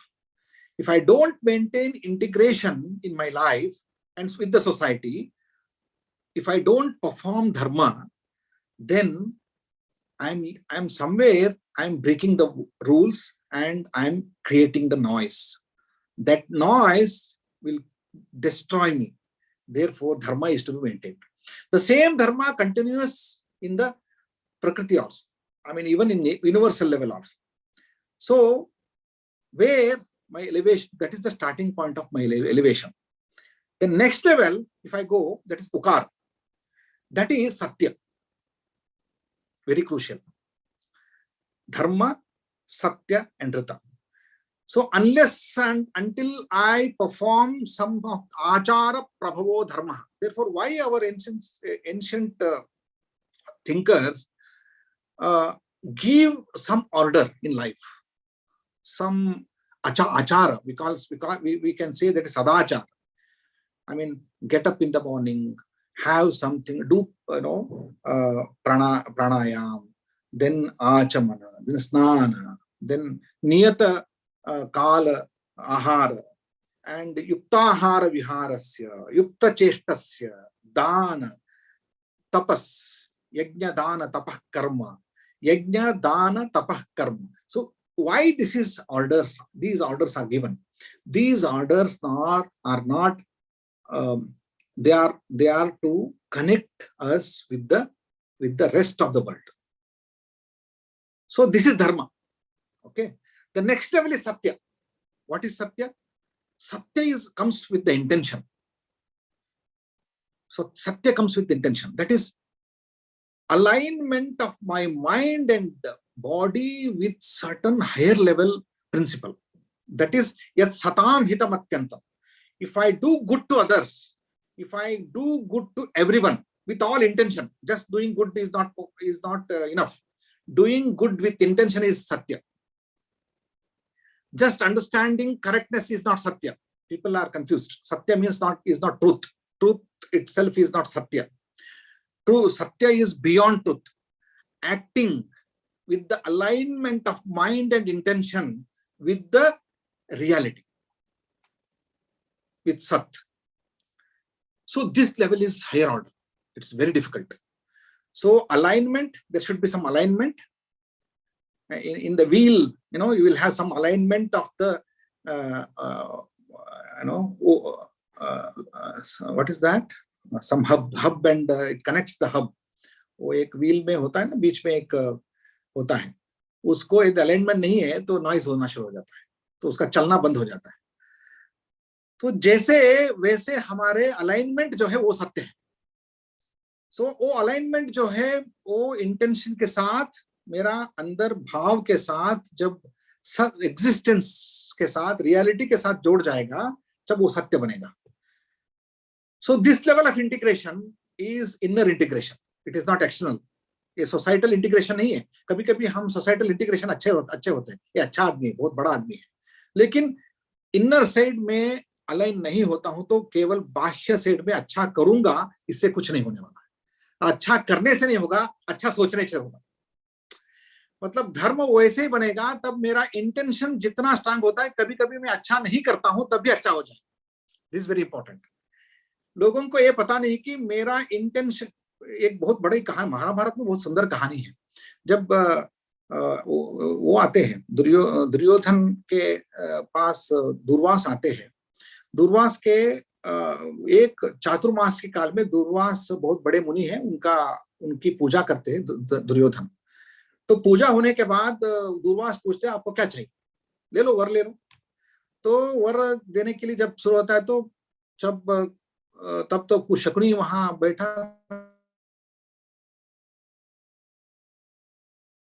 है, तो वो बोलेगा तो ये वर पूछो क्या, आप सीधा जाइए, वनवास में पांडव है उनके घर में जाइए, उनके घर में आप भिक्षा लीजिए. भिक्षा उस समय लेना है तो दोपहर के बाद जाना है, तो दोपहर से पहले नहीं जाना है. तो उतना ही वर पार्थ क्या. तो इंटेंशन क्या था? दुर्वास ने पूछा क्यों जाना है? नहीं, हमारे जैसे मुझे आपका प्रसाद मिल गया तो आपका अनुग्रह हमारे भाइयों को मिलना चाहिए. तो उनका इंटेंशन ठीक नहीं था. वो अच्छा ही किया है, एक्चुअली दुर्वास को अपने भाइयों के घर भेजकर अच्छा काम किया है, लेकिन अच्छा काम के पीछे जो इंटेंशन जो था वो ठीक नहीं था. तो इसलिए अच्छा काम करने से जितना फल होता है उतना फल उसका इंटेंट. केवल देखिए, जब डॉक्टर एक छुरी को हम किसी के इसमें डालेंगे, उधर में डालेंगे तो काट जाएगा. तो हमारा इंटेंशन ठीक है तो डॉक्टर बनेंगे, क्योंकि डॉक्टर का इंटेंशन ठीक होता है. तो वही छुरी को उन्होंने उधर में डालता है, लेकिन इंटेंशन बहुत अच्छा होता है. तो इंटेंशन से होता है, नो क्रिया से. तो क्रिया का कोई मीनिंग नहीं है, इंटेंशन का मीनिंग होता है. इसलिए सत्य जो है इंटेंशन है, धर्म जो है वो मेरी एक्टिविटी है. तो धर्म तब बनेगा तो सत्य के साथ जुड़ेगा, तो इंटेंशन के साथ जुड़ेगा. तो दिस अलाइनमेंट इज सत्य और धर्म का. इसलिए सत्य धर्म वो दोनों इंपॉर्टेंट है. एक लेवल हायर लेवल है, एक धर्म है आचार के लेवल में है, आचार प्रभो धर्म. सत्य जो है वो इंटेंशन भाव के लेवल में है. और तीसरा एक लेवल है जो हम नहीं जानते हैं, वो ऋत है, मकार है. वो तीसरा लेवल जो है वो धर्म का अत्यंत श्रेष्ठ धर्म है, वो ऋत लेवल. इसलिए ऋत जो होता है वो this is integration with the nature, integration with the self of the universe, integration with the existence of the universe. केवल मेरे दायरे में, मेरे दृष्टि में कितना मैं देख सकता हूं उतना नहीं है, उससे बियॉन्ड कुछ सच है. उसके साथ मुझे जोड़ना, मेरे लाइफ को जोड़ना, पूरे दुनिया को जोड़ना, अलाइन करना, उसके साथ इंटीग्रेशन में रहना, ये बहुत बड़ी बात है. वो ऋत है. क्योंकि ऋषि मुनि हमारे ऋत जीवन करते थे, क्योंकि उनके केवल वाक नहीं, केवल शरीर नहीं, क्रिया, शरीर की क्रिया और वाणी के वाक और मन की जो भाव, तीनों जब प्रकृति के साथ जुड़ जाता है, प्रकृति नियमों को एक्सेप्ट करता है, सहज रूप से प्रकृति में लीन हो जाता है, तब ऋत बन जाते हैं, वो ऋत है। तो this is higher order of dharma. There are 3 layers of dharma. Dharma, Sanatan Dharma में there are 3 layers. Layer number 1 is achar. It is just my behaviour with the rest of the world, वो क्रिया के लेवल में। देन दूसरा लेवल में सत्य है, वो भाव के लेवल में। तीसरा लेवल है मेरी एक्सप्रेशन, तो चित्ते वाचिक क्रियायांच। तीनों यदि प्रकृति के साथ लय हो जाते हैं, इसे लय शब्द बहुत इंपॉर्टेंट है यहाँ पे। लय यानी जब संगीत में जितने भी वाद्य और उनसे निकला हुआ स्वर है और एक श्रुति में जुड़ते हैं, वो लय बनता है। तब लय के बिना संगीत नहीं बनता है। स्वर अनेक है और एक श्रुति में, कॉमन श्रुति में वो जब लय बनता है तो संगीत बनता है, नहीं तो संगीत नहीं होता है। तो जैसे स्वर अनेक है, हमारे हर एक व्यक्ति का प्रकृति, हर एक व्यक्ति का धर्म अलग अलग होता है। Everyone has got its own dharma. That is swadharma. That is the first level. That is swadharma. Then सत्य के लेवल में वो एक श्रुति बनती है। एक श्रुति में उसको लेके आना है, स्वधर्म को एक श्रुति में लेके आना है, वो मानव धर्म है। तो सभी मानवों का धर्म है, क्योंकि मानव धर्म इसलिए बता रहा हूं क्योंकि प्राणियों को धर्म नहीं रहता। वो ये धर्म प्राणियों के लिए नहीं है, क्योंकि वो स्वधर्म रहते हैं। प्राणी, सभी प्राणी स्वधर्म में रहते हैं, लेकिन मानव के लिए एक अपना धर्म है। वो धर्म मानव धर्म है, वो सत्य है। उसके आगे नेक्स्ट लेवल में वो ऋत है, जहां हमारे लय होता है। लय यानी सारे कोलैप्स हो जाते हैं एक लेवल में, वो अपनापन खत्म हो जाता है। There is no self existence at all, क्योंकि प्रकृति के साथ जो मानव, जो प्राणी एक बन जाएगा, एक रस हो जाएगा, वो सब प्रकृति ही हो जाएगा। वो जब प्रकृति में लय हो जाएगा, तब वो मोक्ष हो जाएगा। देखिए, ऋत के लेवल में प्रैक्टिस करना धर्म को, धर्म का जो 3 लेवल है, स्वधर्म और मानव धर्म, सत्य धर्म, सत्य ऋत, ऋत सत्य धर्म, ये 3 प्रकार के धर्मों को हम यदि समझना है, अ ओ मकार, ये प्रणव के आधार पर श्रुति के द्वारा हमारे सनातन धर्म के अत्यंत basic principles, the eternal, these are eternal, इसके लिए कोई आक्षेप नहीं कर सकते। हमारे सनातन धर्म, हिंदू धर्म सनातन धर्म है, इसमें कोई किसी बिलीफ नहीं है, किसी का केवल अंधश्रद्धा नहीं है। This is just principles of nature, principles of the society, human being and principles of the self. इसके बारे में किसी का प्रश्न है तो मुझे क्या बोलना है, तो यही वेदों का और सनातन धर्म का मूल तत्व है। तो I just now close my speech here, and I invite all of you to have discussion and debate on this. If you have any question, or if you have any suggestion, if you want to express your own ideas, because these ideas are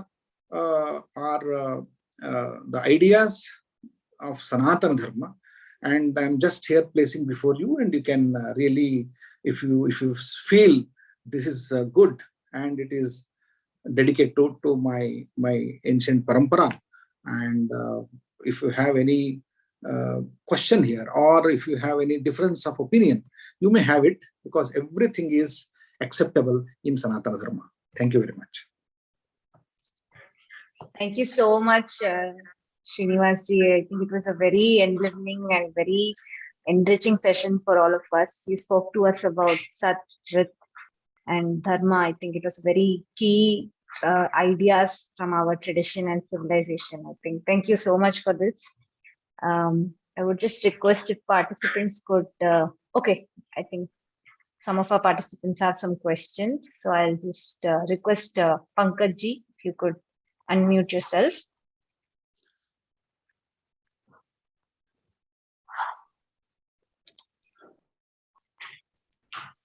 Yeah.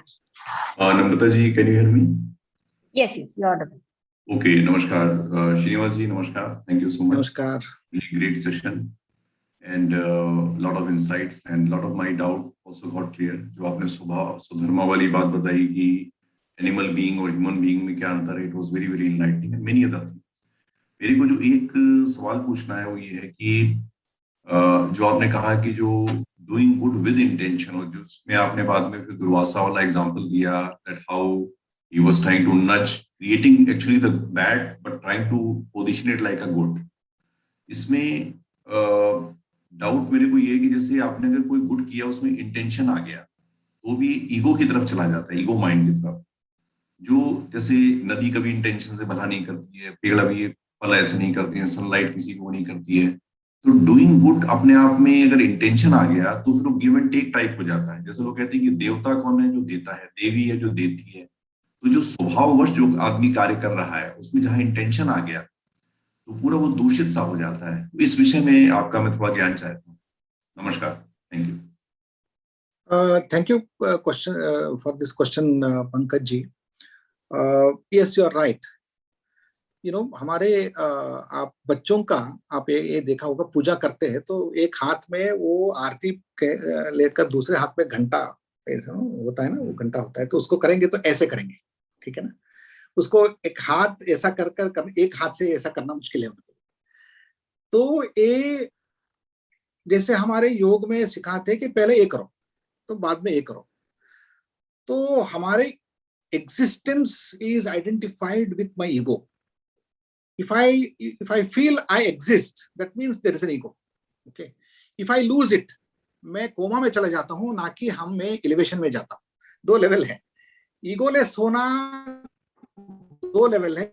एक है तो coma में जाओ, egoless हो जाओगे, या तो आप मुक्त हो जाओ, ईगोलेस हो जाओगे। तो हम बीच में हैं। तो हम ईगोलेस बनने के लिए या तो हमें कोमा में जाना पड़ेगा या तो हम मुक्त बनना पड़ेगा। तो मुक्त बनने के लिए मुझे जो करना है, अपने आप इंटेंशन को यूज करना है। जैसे एक की को हम बंधन करने के लिए भी यूज कर सकते हैं, उसको अनलॉक करने के लिए भी यूज कर सकते हैं। इसको ईगो को अनलॉक करने के लिए यूज करो। देखिए क्या होता है, मेरे इंटेंशन को जब मैं हमेशा बोलता हूं, जो आप नीचे गिरना है, आपके कुछ करना नहीं है, आप ऐसे रहो तो नीचे गिर जाओगे। लेकिन आपको ऊपर उठना है, फ्लाइट को ऊपर करना है, तो आपको इंटेंशन चाहिए। तो इंटेंशन इज एलिवेटर। तो इंटेंशन के बिना आप ऊपर नहीं जा सकते। जैसे पानी नीचे तो आप अपने आप नीचे गिरता है, तो आपको ऊपर भेजना है तो आपको पंप करना पड़ेगा, पंप करना पड़ेगा। तो ऊपर जाने के लिए पंप करना पड़ेगा, एलिवेट करना पड़ेगा, वो इंटेंशन है। तो ह्यूमन बीइंग को धर्म के लेवल में एलिवेट करना है तो उस ईगो को यूज करना है। दैट इज द ओनली की। सो ईगो के इंटेंशन को जब मैं ईगो को यूज करके मुझे अच्छा करना है ऐसा मैं सोचता हूँ, वो सोचने से काफी है। कभी कभी मैं बुरा भी कर सकता हूँ। आपको उदाहरण बताता हूँ। Today I am taking some action, okay, who knows tomorrow it may go wrong, okay, tomorrow nobody knows tomorrow what happens। जैसे हमारे कंपनी पे हम अच्छा करने के लिए जाते हैं आज, तो कल जाकर वो कंपनी को कोलैप्स कर देगा। आज का मेरा एक्शन जो है, आज का निर्णय जो है, कंपनी को कोलैप्स कर देगा। लेकिन जहां तक मेरा इंटेंशन ठीक है, वहां तक वो कोलैप्स हो जाए या तो गलती हो जाए, वो मेरे लिए नहीं बचेगा। तो इतना मैं डिस्ट्रैक्ट मतलब अलग कर सकता हूँ मेरे से। इसमें क्या है, गलती क्या है, ठीक क्या है, मुझे पता नहीं, लेकिन मेरे इंटेंशन जहां तक ठीक है तब तक मेरे लिए ठीक है। तो ये सोचिए आप। तो इसमें मैं धर्म नहीं कर सकता हूँ, सबके लिए अच्छा नहीं कर सकता हूँ, क्योंकि अच्छा करने के लिए जो विजन चाहिए, जो मुझे त्रिकाल ज्ञान चाहिए, वो त्रिकाल ज्ञान मेरे पास नहीं है। सो ये त्रिकाल ज्ञान नहीं है, तो मेरे पास बचा हुआ चीज वही है, intention. So that intention forces me to elevate myself. That is what I say. This is not my saying. This is Mahabharata says this. इच्छा मात्रम ही धर्म। आप इच्छा करो, वही धर्म है। तो beyond that you don't worry. You just leave it. Sir, मैं आपकी बात थोड़ी तो समझा, लेकिन समझ में आई नहीं पूरे ठीक से, to be very frank। और इसमें बस मेरे को मन में यही बात आती है कि जैसे मुखलिस की बात होती है कि आप कृष्ण की बांसुरी बन गए, उसके माध्यम से हो रहा है कि अनहोनी होनी नहीं, होनी होए सो होए। और एक भी है ना कि चाह मिटी चिंता मिटी मनवा बेपरवाह, तो उस तरह की भावना अगर नहीं आ रही है, और जैसे क्योंकि मैं एंशिएंट विजडम टाइप के कोर्स पढ़ाता हूँ, तो उसमें जैसे इस्लाम में भी वो कहते हैं ना कि वो आप अगर किसी को जकात देते हैं तो आप उसकी तरफ ना देख के आंख बंद करके दें, क्योंकि जहां आपने कहा कि साहब ये मैं कर रहा हूं, तो मैं करने से जो चीज है उसका बेनिफिट पूरा चला जाता है। तो आपकी बात मैंने सुन ली, लेकिन अभी मैं पूरी तरह से इसमें कन्विंस। करेक्ट। इसमें मेरा मतलब मैं ये नहीं बता रहा हूँ कि मैं आपको पूरा उत्तर दे सकता हूँ, क्योंकि everyone has to find his own answer, and at the same time what I say is this is beginning. जब जैसे देखिए शुरुआत में मैं बांसुरी बजाना शुरू हो जाता हूँ तो उसमें बेसुर आते रहते हैं, वो ईगो का कारण है। जब धीरे धीरे वो वायु उसका प्रवाह ठीक से जाता रहेगा तब ईगो कम होते जाएगा। आपको मैं बता रहा हूँ, मेरा खुद का एक्सपीरियंस बताता हूँ। 5 साल पहले मैं मेरा स्वधर्म में जब मैं जो भी ड्यूटी करता था मेरे ऑफिस में, मेरे यूनिवर्सिटी के लिए, तो उसमें मेरे लिए क्या मिलेगा ये भाव आता था। आफ्टर सर्टन लेवल मेरे लिए क्या नहीं है अब आज नहीं है। जी अभी मुझे लगता है कि नहीं मेरे लिए क्या सोचना है, तो मेरे लिए जो मिलना है मिल गया। अभी मुझे सोचना है, मुझे आनंद मिलता है, मतलब ठीक है तो कुछ काम करूंगा तो मुझे आनंद मिलता है, वहां भी थोड़ा स्वार्थ है। लेकिन वो आनंद के बाद नेक्स्ट लेवल में कुछ दिन के बाद वो आनंद भी आनंद नहीं रहेगा, उसको लगेगा कि मुझे करना है इसलिए मुझे करना है। जो गांधी जी करते थे, सुबह उठ के वो अपने प्राणियों को खिलाते थे, उसमें वो उसको आनंद के परे जाते थे। वो मतलब क्या है, उसको करना है इसलिए करना है। वो एक उस लेवल में जब जाएंगे स्वार्थ भी खत्म हो जाएगा। जब ईगो खत्म हो जाएगा, क्योंकि ईगो का भी स्ट्रेन होता है, आपको पता है, यूज करते रहो उसको, one day ego will collapse. क्योंकि ईगो का अपना एक स्वभाव है, वो भी जड़ है, वो जितना फोर्स से जाता रहता है वो एक दिन वो कोलैप्स हो जाता है, क्योंकि उनको रहा नहीं सकता है। मैं आपको मतलब समझ रहे ना आप मैं क्या कह रहा हूँ? नहीं मैं समझ गया। ईगो भी करते करते थक जाता है। जब ईगो थक जाता है तो वो खत्म हो जाता है। जब ईगो खत्म हो जाता है तब आपका जो क्रिया है वो क्लीन बनता रहता है। जब आप उस लेवल में जाते हैं तो जाने के लिए उतना प्रयास तो करना पड़ेगा, ईगो को यूज करना पड़ेगा बस। ठीक है sir.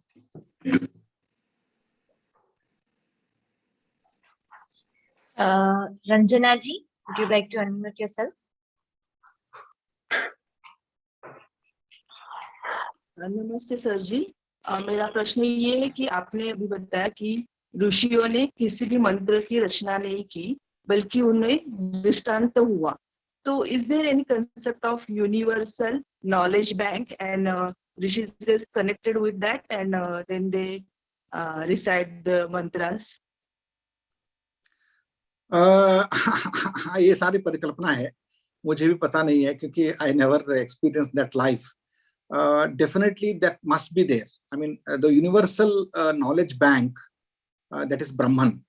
That is nothing but Brahman. Universal knowledge, core knowledge. Okay. उस core में जाकर, क्योंकि मैं भी कभी भी बैंक के चेस्ट में नहीं गया हूँ, तो शायद वो चेस्ट है। So वहां जो जाएगा उनको लगेगा कि ये वेल्थ है, तो वहां से वो कुछ उनको जो भी एक्सपीरियंस के द्वारा रिलेशन होगा उसको लेके वापस आएगा। उतना ही मतलब जो वेद हमें सुनाई देता है वही नित्य नहीं है। This is very important. The words that are heard by us are not Vedas, they are the external form of Vedas.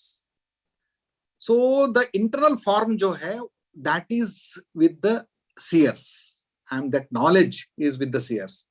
That knowledge which is formless is the universal knowledge. वो वहां से जाने के लिए हमारे पता नहीं कब जाएंगे, तो वो तो आइडिया है। जैसे कि अभी भी मॉडर्न डेज में भी साइंटिस्ट जो है उन्होंने अपने पर्सनल एक्सपीरियंस में भी लिखा हुआ है कि कभी कभी नींद में जो वो रिसर्च करते हैं उसके बारे में उन्हें अचानक से कुछ सूझ जाता है या दिख जाता है, और and which helps in their research. Correct, वो भी ऋषि है, क्योंकि उसमें इतना भेद है कि भगवान श्री कृष्ण अपने भगवत गीता में बोलते हैं, तो ये अक्षर ज्ञान है, अक्षर ज्ञान और अक्षर ज्ञान। वो अक्षर ज्ञान के लिए प्रयास कर रहे हैं। तो अक्षर यानी the word that has got destruction, one day it will be destroyed, उसके ज्ञान अक्षर ज्ञान बोलते हैं। अक्षर और अक्षर, तो उसके नेक्स्ट लेवल है अक्षर ज्ञान। जिसका नाश नहीं है। देखिए आइंस्टीन का जो प्रिंसिपल है वो नाश नहीं है, वो अलग लेवल का है, ठीक है ना।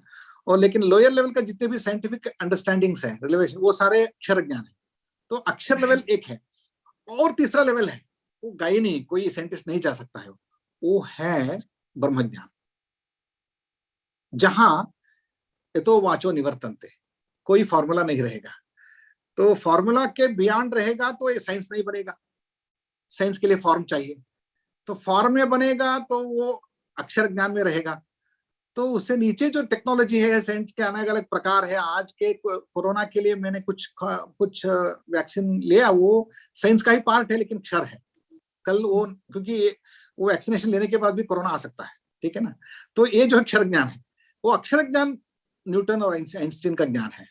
उसके परे ब्रह्म ज्ञान जो है ना, वो उनको किसी को नहीं मिला है। वो ये तो वाचो निवर्तन्ते अप्राप्य मनसासा है। तो वहां जहां मन नहीं है, जहां वाणी नहीं है, वो एक परे ब्रह्म है, उसके लिए अभी तक किसी ने टेस्ट नहीं किया है। Thank you sir. Dr. Swati, would you like to unmute yourself?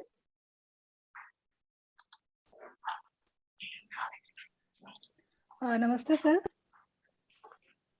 जी, मैं am I audible? Yes, yes, go ahead. Okay ji, प्रणाम। सर मेरा एक क्वेश्चन है कि जैसा कि आपने बोला कि Veda is tripada, Om 3 and 3 layers of dharma. तो इस कॉन्टिन्यूएशन में एक और शब्द है सर, काल, क आ ल। तो काल भी वही है सर, जैसा कि मैंने पढ़ा और समझा है। क first letter of consonant, and आ second letter of vowel, and ल third letter of semi vowel.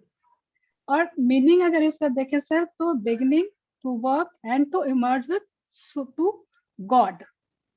तो जो ये जर्नी है सर, क्या ये यहाँ पे भी इस अभी जो आपने पढ़ा है इसमें रिलेवेंट है? इसको कनेक्ट कर सकते हैं? आपका क्या कहना है इस पे? ठीक है, आपका इंटरप्रिटेशन है। मुझे पहली बार मैं सुन रहा हूँ, तो मैं अच्छा इसके प्रति हाँ, मेरा जो भी एक्सप्लेनेशन है, this is not mine, okay, this is I am coming from the source, because इतिहास पुराणाभ्याम वेदम समब्रह्म। तो हमारे आइडिया से हम इंटरप्रिटेशन नहीं कर सकते हैं, क्योंकि we have got certain sources. उसका इंटरप्रिटेशन में एक्सपैंड कर सकता हूँ, लेकिन उसको कनेक्ट कर सकता हूँ, लेकिन रैंडम नहीं होना चाहिए। इसके लिए कोई आधार है तो कर सकते हैं हम, this is not wrong, but definitely this is new for me. Therefore sir ये है कि everything has a beginning and everything has an ending also. तो जो बिगिनिंग है क टू ल, क स्टार्ट एंड ल लय, मतलब आप विलीन हो जाते हो, आप घुल जाते हो, वननेस का कॉन्सेप्ट। तो बस मैं इससे रिलेट करके देख रही थी सर कि ये इसके साथ रिलेवेंट है। Yeah. You continue with this thought, then definitely you will get some idea. I don't have any comment. Definitely you continue with this journey. But sir इसमें एक है कि आपने बोला कि इसका कोई समय नहीं था, दिस इज इटर्नल। यस, धर्म और वेद का कॉन्सेप्ट। यस, बट जब हम काल पे जाते हैं सर, तो वहां पे है कि हर चीज का एक बिगिनिंग है।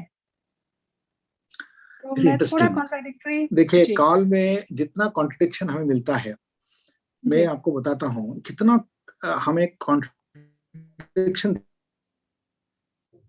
दिखना शुरू हो जाता है ना। वी स्टार्टेड थिंकिंग, जब कॉन्ट्रडिक्शन लाइफ, हमारा परसेप्शन कॉन्ट्रडिक्शन लेस है, तो हम थिंकिंग नहीं कर रहे। Think that it is a very mundane idea, okay.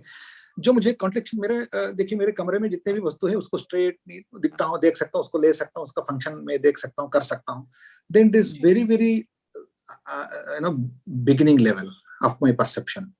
जहां मेरी बुद्धि का काम शुरू हो गया ना, वहां कॉन्ट्रडिक्शन दिखना शुरू हो जाता है, क्योंकि 2 प्रमाण से मुझे मिलना शुरू हो जाता है। एक प्रमाण से नहीं, 2 प्रमाण से जब मेरे इंफॉर्मेशन मिलना शुरू, सूचना मिलना शुरू हो जाता है, तब कॉन्ट्रडिक्शन शुरू हो जाता है। This contradiction is not bad contradiction, I mean this leads you to tattvagyan. ये चाहिए, एक कॉन्ट्रडिक्शन चाहिए। इसलिए तद दूरे तद्वंतिके, in certain level if I see something which is in Srishti, this is far, this is near, both possibilities. Tad dure tadvantike. Okay, this is the statement of Upanishad. Tad dure tadvantike. And anoraniyan mahato mahiya. ये अणु से अणु है, महत से महत है, possibilities है। तो अणु से अणु, महत से महत, जो समीपतर है, दूर है, और ये चलती न चलती, अचल है फिर भी चलती है, और ये अनित्य है फिर भी नित्य है। एक हमें दिखता है तो क्षण अनित्य है, हर क्षण चला जाता है, क्षण चला जाता है फिर से नहीं आएगा, ये बोलते हैं। लेकिन काल अनित्य है, तो काल अनित्य है, क्षण अनित्य है, कैसे हो सकता है? क्योंकि काल और है ना, और आकाश है, आकाश के कुछ अवयव, आकाश भी चलता है ऐसा बोलते हैं। चलता कैसे होता? अचल है आकाश, आकाश चल भी है, अचल भी है, ये दोनों है, कैसे हो सकते हैं? So these are the very, मतलब हमारे मैं कहाँ हूं ऐसे है। देखिए, जैसा मैं एक ट्रेन में बैठा हूँ, दूसरा ट्रेन चल रहा है, तो मेरा ट्रेन चल रहा है ऐसा भासमान होता है, तो मैं जहां हूं उसका भासमान है। मैं यदि अनित्य में बैठा हूं तो मुझे क्षण दिखाई देता है, तो जब सारा अनित्य दिखाई देता है। मैं नित्य ट्रेन में बैठा हूं तो तब मुझे सारा नित्य दिखाना शुरू हो जाता है। जब नित्य देखता हूं तो काल नित्य हो जाता है मेरे लिए। तो काल नित्य तब होगा, मैं नित्य कॉन्सेप्ट में बैठा हूं, मैं खुद नित्य बनूंगा तो काल भी नित्य बनेगा। देखिए, वेरी इंटरेस्टिंग पॉइंट है।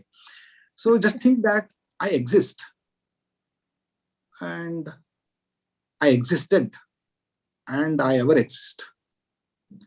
मी जो है, मैं कभी सोच नहीं सकता हूं कभी मेरा जन्म हुआ है। तो यदि सोचूंगा तो मुझे मेरा काल का परिज्ञान जो है इतना बियॉन्ड है, मैं ये नहीं सोच सकता, नहीं तो मैं अपने लिए काम ही नहीं कर सकता हूं, मेरा स्वार्थ खत्म हो जाएगा। जिस दिन मैं सोचूंगा मैं शरीर हूं, तो उस दिन मेरे लिए काम खत्म हो जाएगा। जिस दिन मैं सोचूंगा मैं शरीर से अलग हूं, मैं I exist beyond this, then मेरा सारा मोटिवेशन रहेगा। तो सोच लीजिए, ये मोटिवेशन रहेगा आपको। तो ये जो नित्य भावना जो है, नित्य भाव जो है, जब नित्य भाव से देखता हूं तो सारा वस्तु काल में नित्यता दिखाई शुरू हो जाता है। जब मैं खुद को अनित्य, मतलब क्योंकि मेरे में इतना परिणाम है, इतने परिणाम के लिए एक एक काल गणना है, तो परिणाम दिखना शुरू हो जाएगा। तो परिणाम को मैं जब देता हूं तो अनित्य है, तो परिणाम जब अनित्य है तो उसके दृष्टि से मुझे क्षण दिखाई देगा, क्योंकि परिणाम अनित्य है। तो मैं यदि मेरे परिणाम को देखता हूँ, मुझे उसमें मैं अपने आप को शामिल कर देता हूं, तो वो सभी काल क्षण के रूप में दिखाई देगा। मैं नित्य रूप में देता हूं तो काल अनित्य हो जाए, काल नित्य हो जाएगा, वो क्षण खत्म हो जाएगा। तो काल का दोनों रूप है, क्षण का रूप भी है और अनंत रूप भी है। क्षण और अनंत रूपों को देखने के कैसे देखना वो मेरे लिए है। तो दोनों है उसमें, ये देखने के तरीका है। लेकिन दोनों एकत्रित कैसे संभावित है, ये प्रश्न आ जाएगा। तो उसको कोलैप्स करना कैसे, एक ही वस्तु में दोनों है, ये कैसे हो सकता है, एक क्वेश्चन है जी। इसके लिए दो उत्तर हैं। तो यदि मैं इसको, मतलब ये इसलिए हमारे प्राचीन ऋषि मुनि बोलते हैं तो तर्क अप्रतिष्ठानात्, यहाँ लॉजिक नहीं चलेगा। तो एक जगह में लॉजिक खत्म हो जाएगा, आपको एक्सपीरियंस में जाना पड़ेगा। इसलिए तो उसने उपनिषद में बोलते हैं कि नैषा तर्केण मतिरापनेया। मेरा स्टेटमेंट नहीं है, उपनिषद का स्टेटमेंट है। नैषा तर्केण मतिरापनेया। आप अपने बुद्धि को तर्क से लेकर यहां पहुंच नहीं सकते, एक्सपीरियंस से पहुंच सकते हैं। जैसे आपको मैं शक्कर देता हूं और आम देता हूं, आम का टेस्ट और शक्कर का टेस्ट अलग है, इतना बोलूंगा। तो दोनों का टेस्ट मीठा होता है, लेकिन दोनों का टेस्ट अलग है। लेकिन जब तक आप तर्क यूज करते हैं, दोनों का मीठा एक ही है, तो तर्क कैसे, मतलब कैसे अलग हो सकते हैं, ये प्रश्न पूछते रहेंगे तो पूछते रहेंगे। आप यदि उसको एक्सपीरियंस करेंगे, समझ में आ गया, तो आम अलग है और शक्कर अलग है, दोनों मीठा है लेकिन दोनों अलग अलग है।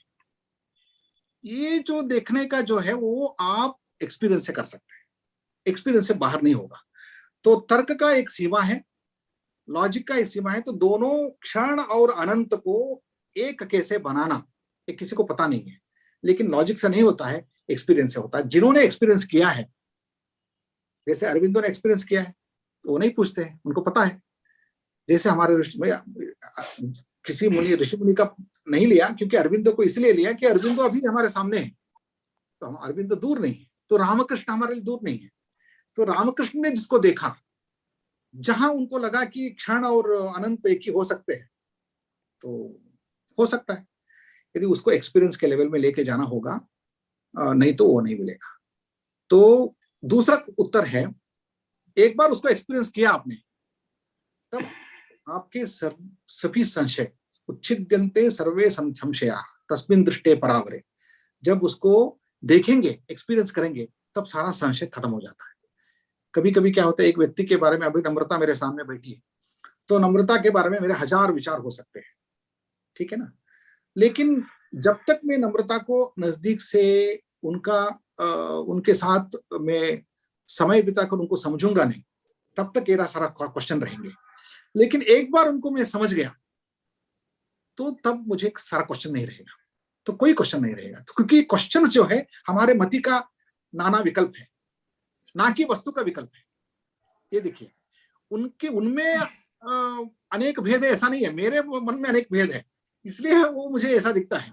लेकिन जब मैं उन वस्तु के साथ, उन पदार्थ के साथ एक फ्रेंडशिप बनाया, उसको देखा, उसका एक्सपीरियंस किया, तब मुझे मेरे मन के विकल्प दूर हो जाते, तो एक दिखना शुरू हो जाता है।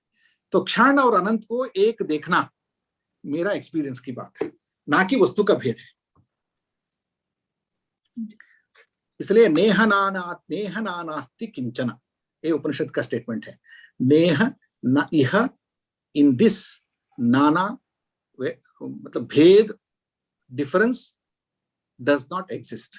न इह नाना, नाना मीन्स डिफरेंस, न अस्ति, नेह नानास्ति किंचन, there is no difference within this. वहां जाएंगे तो अनंत और क्षण एक बन जाएंगे। Thank you, sir. Okay. What a fabulous exposition. Thank you. We have 2 more questions. Is it okay, or would you? Yes. For me, it's okay. Okay. Dr. Sumanji, you could go ahead.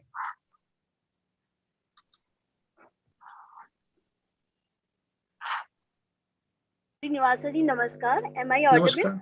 Yes, you are audible. और workshop में सभी उपस्थित लोगों को मेरा नमस्कार। Sir, आपने बताया सनातन धर्म में देयर आर 3 लेयर्स, धर्म, सत्य और रीत। धर्म जो है वो सत्य है, और जब ये सत्य हमारे इंटेंशन में आ जाता है तो वो सत्य कहलाता है, सेकंड लेयर में आता है। और जब हमारी प्रकृति के साथ हमारे लय में आ जाता है, यानी कि हमारे जीने में भी आ जाता है, हमारी कल्पना में या सोच में नहीं रहता है, बल्कि हमारे जीने में भी आ जाता है, देन ये क्या हो जाता है, रित में आ जाता है, यानी कि एग्जिस्टेंस के साथ हमारी लय बन जाती है। तो जितने अवगुण होते हैं हमारे, ये सब उस समय समाप्त हो जाते हैं। जो ये ईगो है एंड डिफरेंट तरह के जो हमारे पास अवगुण होते हैं ह्यूमन के, जब हम रित स्टेज में जाते हैं जो भी लोग, तो उनके सारे अवगुण अपने आप समाप्त हो जाते होंगे, तभी तो वो रित स्टेज में जाते होंगे। क्योंकि सत्य जो है वो पहले हमारे इंटेंशन में नहीं था, तब तक धर्म था, यानी कि हम उसको बोल रहे थे, हमारी लाइफ में दिख रहा था, बट वो हमारे अंदर नहीं था, इंटेंशन में नहीं था।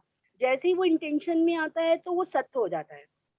मतलब अब जो हम सोच रहे हैं वो भी हमारी सोच में भी सत्य है, और जब हमारे जीने में भी वो आ जाता है, यानी हमारी लाइफ में भी दिखाई देने लगता है, देन वो रित हो जाता है। और फिर हम पूरे नेचर के साथ को एग्जिस्ट करते हैं, उसके साथ अपने आप को रिलेटेड समझने लगते हैं, और देन फिर हमारे अंदर जितने भी क्वालिटीज होती हैं, बैड क्वालिटीज जो ह्यूमन की होती हैं, वो सब समाप्त हो जाती हैं। तो यानी स्वधर्म, मानव धर्म, फिर हम पूरे नेचर के धर्म में आ जाते हैं, ऐसा मीनिंग है इसका? ऑलमोस्ट ऑल में ही नहीं पता, स्वधर्म और मानव धर्म और प्रकृति धर्म, यही अर्थ में मैंने बोला, तो यही अर्थ में मैंने इसका इंटरप्रिटेशन किया है।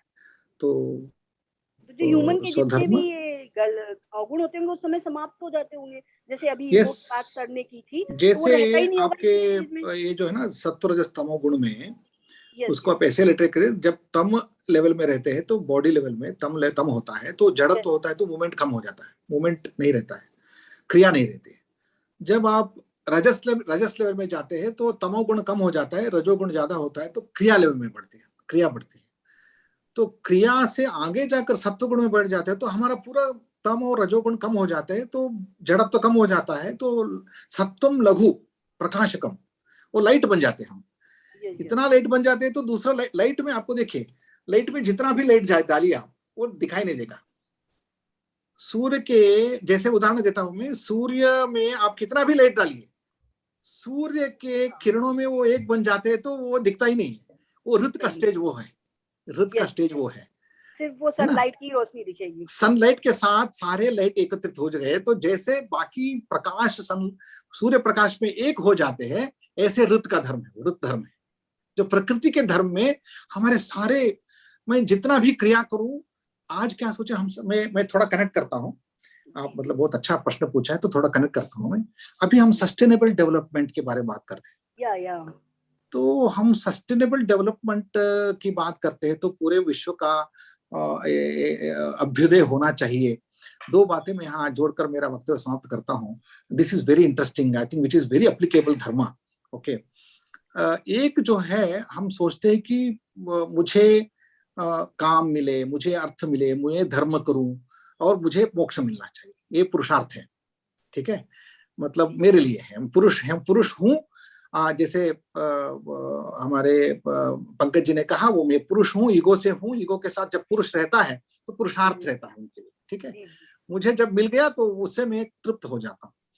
लेकिन जो मैं नेक्स्ट लेवल, धर्म का जो नेक्स्ट लेवल है, उसमें जैसे मैंने बताया, स्वधर्म के लेवल में मैं जितना भी करता हूँ तो पुरुषार्थ मिलता है मुझे। ठीक है, धर्म अर्थ काम मोक्ष में मुझे प्राप्त होता है। मुझे तत्व ज्ञान मिल गया तो मैं मोक्ष प्राप्त कर सकता हूँ, लेकिन ये मोक्ष पर्याप्त नहीं है। ये देखिए, मुझे मेरा काम मिल गया, मेरा कामना मिल गई, पूर्ण हो गया तो मैं सुखी नहीं रह सकता हूँ। आप सोच लीजिए, मेरे घर में जितने भी परिवार है वो सारे आप्त काम नहीं है, मैं अकेले आप्त काम हूं, तब मैं सुखी नहीं रह सकता। तो मेरे कक्षा में सभी मेरे मित्र फेल हो गए तो मैं अकेला पास हो गया तो मैं सुखी नहीं रह सकता हूँ। तो मुझे मोक्ष प्राप्त हुआ है, लेकिन वो मोक्ष मेरे लिए पुरुषार्थ नहीं बन सकता क्योंकि बाकी सब फेल है, तो मैं आनंद नहीं ले सकता हूँ। तो इसका मतलब है केवल अकेले लेवल में पुरुषार्थ की चिंतन जो है वो ईगो के साथ है, वो हमें सुख नहीं प्राप्त कर सकता है। तो आगे के लेवल में हमें जाना है तो अभ्युदय निश्रेय से। तो अभ्युदय निश्चय से लेवल में थोड़ा सोचना है तो मैं इस सस्टेनेबल डेवलपमेंट आज जो बात कर रहे हैं वो अभ्युदय बात है। अभ्युदय अभीतः, मतलब फ्रॉम ऑल एस्पेक्ट होलिस्टिक धार्मिक अभ्युदय, धर्म भी है अभ्युदय में। अभी शब्द है, उत है, अय है। अय यानी गति, विकास, अभी यानी ऑल राउंड होलिस्टिक, उत यानी जो एलिवेट करता है, वो उत्कृष्ट है ना, तो वो धर्म है। तो अभी यानी होलिस्टिक है, उत यानी धार्मिक है, और अय यानी विकास है। तो अभ्युदय एक कॉन्सेप्ट में मैं होलिस्टिक सस्टेनेबल डेवलपमेंट की बात कर रहा हूं मैं। देखिए, मेरा शब्द जो है अभ्युदय एक ही शब्द है, आज इतना ट्रांसलेशन करते लोग खराब कर देते हैं। ये translations are very bad, you know. Sustainable development, उसके लिए क्या क्या बोलना पड़ता है मुझे पता नहीं, मुझे हिंदी में क्या बोलते हैं। तो एकीकृत विकास, वो एकीकृत विकास, एकीकृत विकास। और क्या बोलते हैं, सस्टेनेबल क्या होता है? इसको इंटीग्रेटेड भी बोलते हैं, और इंग्लिश में दूसरा वर्ड वैसे एकीकृत ही बोलते हैं। हिंदी में सस्टेनेबल क्या होता है? सस्टेनेबल हिंदी में क्या होता है? एकीकृत, सतत भी बोलते हैं और एकीकृत भी बोलते हैं। हाँ, देखिए, सतत, सततीकृत, एकीकृत विकास। मैं बोलूं, मैं इसको मेरे शब्द अभ्युदय है, इसमें क्या क्या जोड़ा है? अभी यानी अभीतः, ऑलराउंड, होलिस्टिक। उत यानी उत्कृष्ट करने वाला, इसका मतलब धर्म है, धार्मिक, सनातन धर्म में जो बोलता हूं। अय यानी विकास, ठीक है ना, वो अभ्युदय शब्द से मैं सारा बोल रहा हूं। तो मेरा एक शब्द जो बोल रहा है आपका 10 शब्द भी बोल नहीं रहे, ठीक है ना। अभी आगे जाता हूं मैं। ये अभ्युदय के लिए अकेले एक व्यक्ति का विकास से अभ्युदय नहीं होता, पूरे समाज का, पूरे देश का, पूरे प्रपंच का, पूरे यूनिवर्सल का जब अभ्युदय होता है वही अभ्युदय है, ठीक है। होलिस्टिक डेवलपमेंट तभी होता है, एक व्यक्ति का होने से नहीं होता है। मैं श्रीमान बन गया तो नहीं होता, पूरे दुनिया श्रीमान बनाना पड़ेगा तब भी अभ्युदय है। तो अभ्युदय जो है पूरे सोसाइटी को लेता है, पूरे कम्युनिटी को लेता है, पूरे यूनिवर्स को लेता है। निश्रेयस शब्द देखिए, श्रेयस यानी गुड, मतलब अच्छा होना, मुक्त होना। निशेषण श्रेयस, अभी जो कोरोना के काल में जो सीखा हमने, ये इंटरेस्टिंग चीज है। मैं कोरोना के काल में ये सीखा हूं, निश्रेयस सीखा हूं। पहले मैं मोक्ष सिखाया था। अभी देखिए, कोरोना के काल में ये सोच लीजिए, मैं अकेला वैक्सीन लिया, मैं कोरोना से मुक्त हो गया, इससे दुनिया मतलब मैं कोरोना से मुक्त नहीं हुआ, क्योंकि दुनिया के अंतिम व्यक्ति सभी यदि कोरोना से मुक्त है तो मैं भी कोरोना से मुक्त।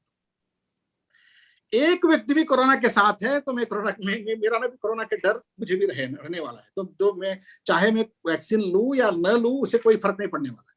तो मेरे प्रयास मेरे लिए नहीं होना चाहिए, मेरे प्रयास दुनिया के सभी व्यक्ति कोरोना से मुक्त हो, ये जब तक प्रयास नहीं रहेगा तब तक मैं भी मुक्त नहीं हो सकता। ये निश्रेयस है, मतलब सभी व्यक्ति मुक्त हो जाए तभी मैं मुक्त हो सकता हूं। ये कॉन्सेप्ट जो है निश्रेयस कॉन्सेप्ट है, ये हमारे प्राचीनों ने सिखाया मुझे। एक किसी दुनिया के कोई धर्म इसको सिखाए नहीं, केवल उपनिषद के धर्म सिखाया है। मोक्ष मात्र पुरुषार्थ नहीं होना है, अभ्युदय और निश्रेयस पुरुषार्थ होना है। निश्रेयस जो है वो सभी का मोक्ष है, सोसाइटल मोक्ष, पब्लिक मोक्ष, प्राइवेट नहीं है। तो प्राइवेट बन जाएंगे तो भी मोक्ष आपको नहीं मिलने वाला है। जैसे कोरोना से मैं अकेला मुक्त हूं, मैं मुक्त नहीं हूं। इसलिए इसे भारत ने पहली बार इसको सिखाया है दुनिया को।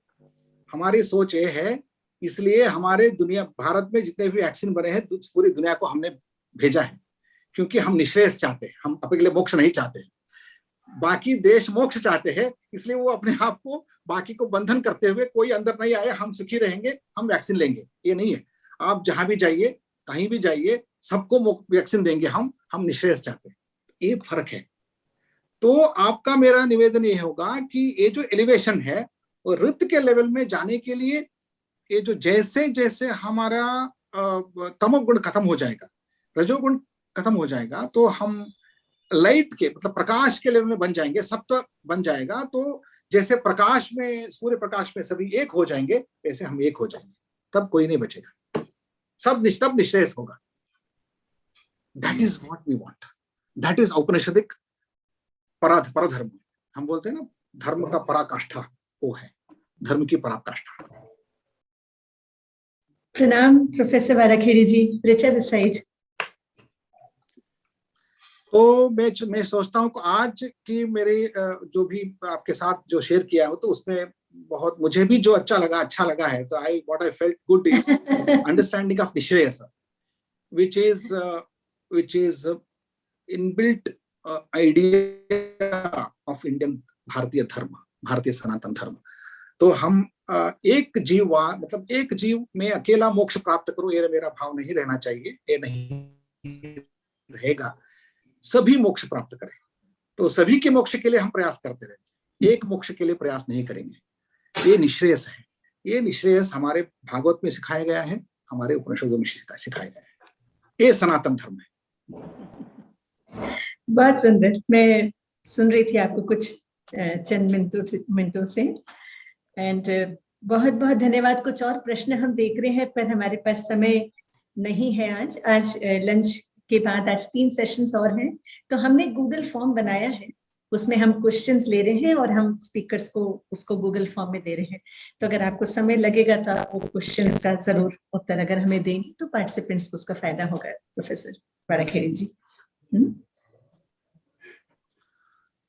धन्यवाद। Thank you so much for this enlightening session, because it is enlightening. It was enlightening for me also, because this kind of sharing becomes an Nishreyasa for me. So let us liberate together. बहुत बहुत प्रणाम. Thank you so much for supporting us as always, and we'll soon connect with you, Varakheedi ji. We'll connect with you soon. I would request all the participants to please stay. Yes. And I will close this session with a prayer. Yes. Sarve bhavantu sukhinah, sarve santu niramayah, sarve bhadrani pashyantu, ma kaschid dukkha bhag bhavet. Om Shanti Shanti Shanti. बहुत बहुत धन्यवाद. I would request all of us to stay for just 5 minutes. I will not go beyond 12:50. मेरा mail मिला कल सबको. I had sent a mail to everybody. How many of us have received the mail? Namrata, can you allow me to share my screen? just for 1 minute. Sure, sure. It's active. Yes, just give me 1 second.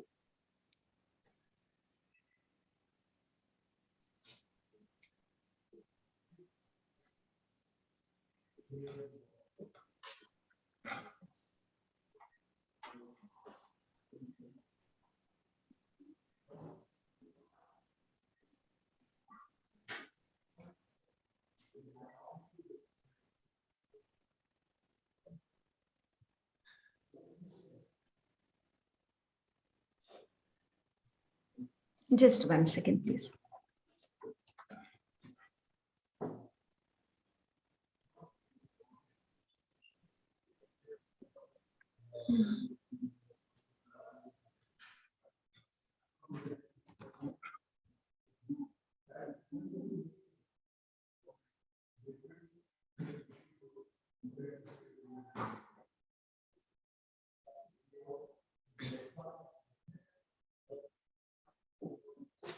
So this is the mail that I shared with everybody yesterday. We all have the guidelines, no? हमने जब register किया था तो हमने guideline देखा होगा. Guidelines हमने भेजा भी है, and I just took some part of it from the guideline. We'll just go through it once. This is relating to the certification, है ना? This is an FTP under the UGC HRDC, और उसके कुछ guidelines हैं जो हमको UGC HRDC से align हमने करना है उसको. तो पहला जो है that is the attendance, which is for 10 marks, है ना? And it is very clearly mentioned that the attendance will be based on the videos being on. The second is the summary and the Google form जो हमको रोज आ रहा है, and I'm sure कि आप उसको attend कर रहे हैं. That also has 15 and 10 marks respectively. उसके बाद extempore assessment, यानी कि it would be a moderated quiz dialogue. इसको हम अभी plan करेंगे, but it's going to be an extempore in the sense कि उसमें कोई intimation नहीं होगा. It could be just any moment, any day. Then we have the midterm and end term program presentation. So today we are on day 7, and then day 9 is when we finish half of the program. So day 9 तक जो भी हमने सीखा है, जो भी हमारी observations हैं, इतने सारे sessions हुए, almost 36-38 sessions हमारे day 9 तक हो चुके होंगे, right? तो उसके आधार पे we would all be required to make some kind of a presentation. It could be a PowerPoint presentation ideally. I will send the guidelines किस तरीके से बना सकते हैं, but of course we could have our own ways also to present. Basically to just share with us, share with everybody क्या learnings हुई है, क्या observation है, maybe what is your plan after day 9, जो भी आपने सीखा है, how do you want to see it being applied. It could be various things. It could be the learnings and it could be the application of it. इस तरीके से. And then we have the final evaluation, जो एक exam के form में, MCQ form में होगा. That will be on 7 December. This has been pre-announced already from 2:30 to 5:30. And then by 10th December, जो भी हमने 18 days में किया है सारा कुछ, उसका एक full article, something we should be able to write something on the entire gallery of knowledge that we have received. तो ये चीजें मेल में आप एक बार देख लीजिए. And I just thought I'll take you through, but since we have less time, tomorrow Dr. Kapil's session, Dr. Kapil Kapoor ji का जो कल का session है, वो किसी और दिन होगा. There is a clash of his date. So we will be sending you the revised schedule for tomorrow, जिसमें Dr. Kapil Kapoor का session नहीं होगा और अपने पाटुरी जी का session morning में होगा. We will send the revised schedule. So we will have time about 1 hour 30 minutes tomorrow, wherein we can go through this once again tomorrow, जो हमको खाली session का time मिलेगा, so that whatever support, whatever queries we have pertaining to this, we can look at it together. Is that okay? Yes. Any questions, anything so far? We have 2 more minutes. तो हम इस चीज को कल विस्तार में हम लोग सब साथ में इसको देखेंगे, क्योंकि हमको 1.5 घंटे का सेशन कल डॉक्टर कपिल कपूर का नहीं होगा. उसमें we will look into this assessment and evaluation part, but I just wanted you to just go through it along with me once, so that आपके जो भी reflections हैं, ideas हैं, कैसे इस चीज को हम बहुत ही enrich कर सकते हैं इस सारी चीज को. The idea is not to have scores and get a certificate. The whole idea is that how do we see कि हम कहाँ पहुंचे हैं 9वें दिन में, 18वें दिन में, and what is the best way to see कि what is our level of understanding, so on and so forth. So we can make this whole process very enriching tomorrow with a joint deliberation, and then we will proceed in accordance. ये खाली एक guideline है हम सबके लिए. But how do we do this? ये हम कल कर सकते हैं amongst all of us. Yes. So any quick thoughts? Anything? हाँ, full article, how many pages? ये सारी चीजें we will decide tomorrow. We'll work on it tomorrow. सब साथ में इसको plan करते हैं. Yes, will that be okay? I see some of us having written to me that you have some things to share with me. It would be good if you can just call me. Huh? Please call me. कुछ बहुत urgent है, which is unavoidable. So please call me at 99161 20851. That's my number. 99161 20851. So we have our next session at 2 p.m. by Munishri ji on Jainism. Then we have a session on Sikhism. And then we have the last session with Professor Kapil Tiwari ji also. So a lot of beautiful knowledge sessions coming up. And we meet tomorrow. I'll send the revised schedule for tomorrow. And assessments, we will take it up tomorrow. Yes. Any questions? Anything? कुछ कहना है? सबके mics unmute हो सकते हैं ना? Namrata, I hope the mics are enabled. Yeah. Yes. So the whole idea is that let's have a very enriching experience. Yes. Through our participation, through the assessment, through the writings, through the presentation. हम जो भी करेंगे, let's make it really, really enriching, isn't it? That's the whole idea. That's all from my side. Anything from anyone? Nothing? ठीक, आज lunch break थोड़ा सा छोटा हो गया सबके लिए, but we still have 1 hour 10 minutes. Namaste. Namaste.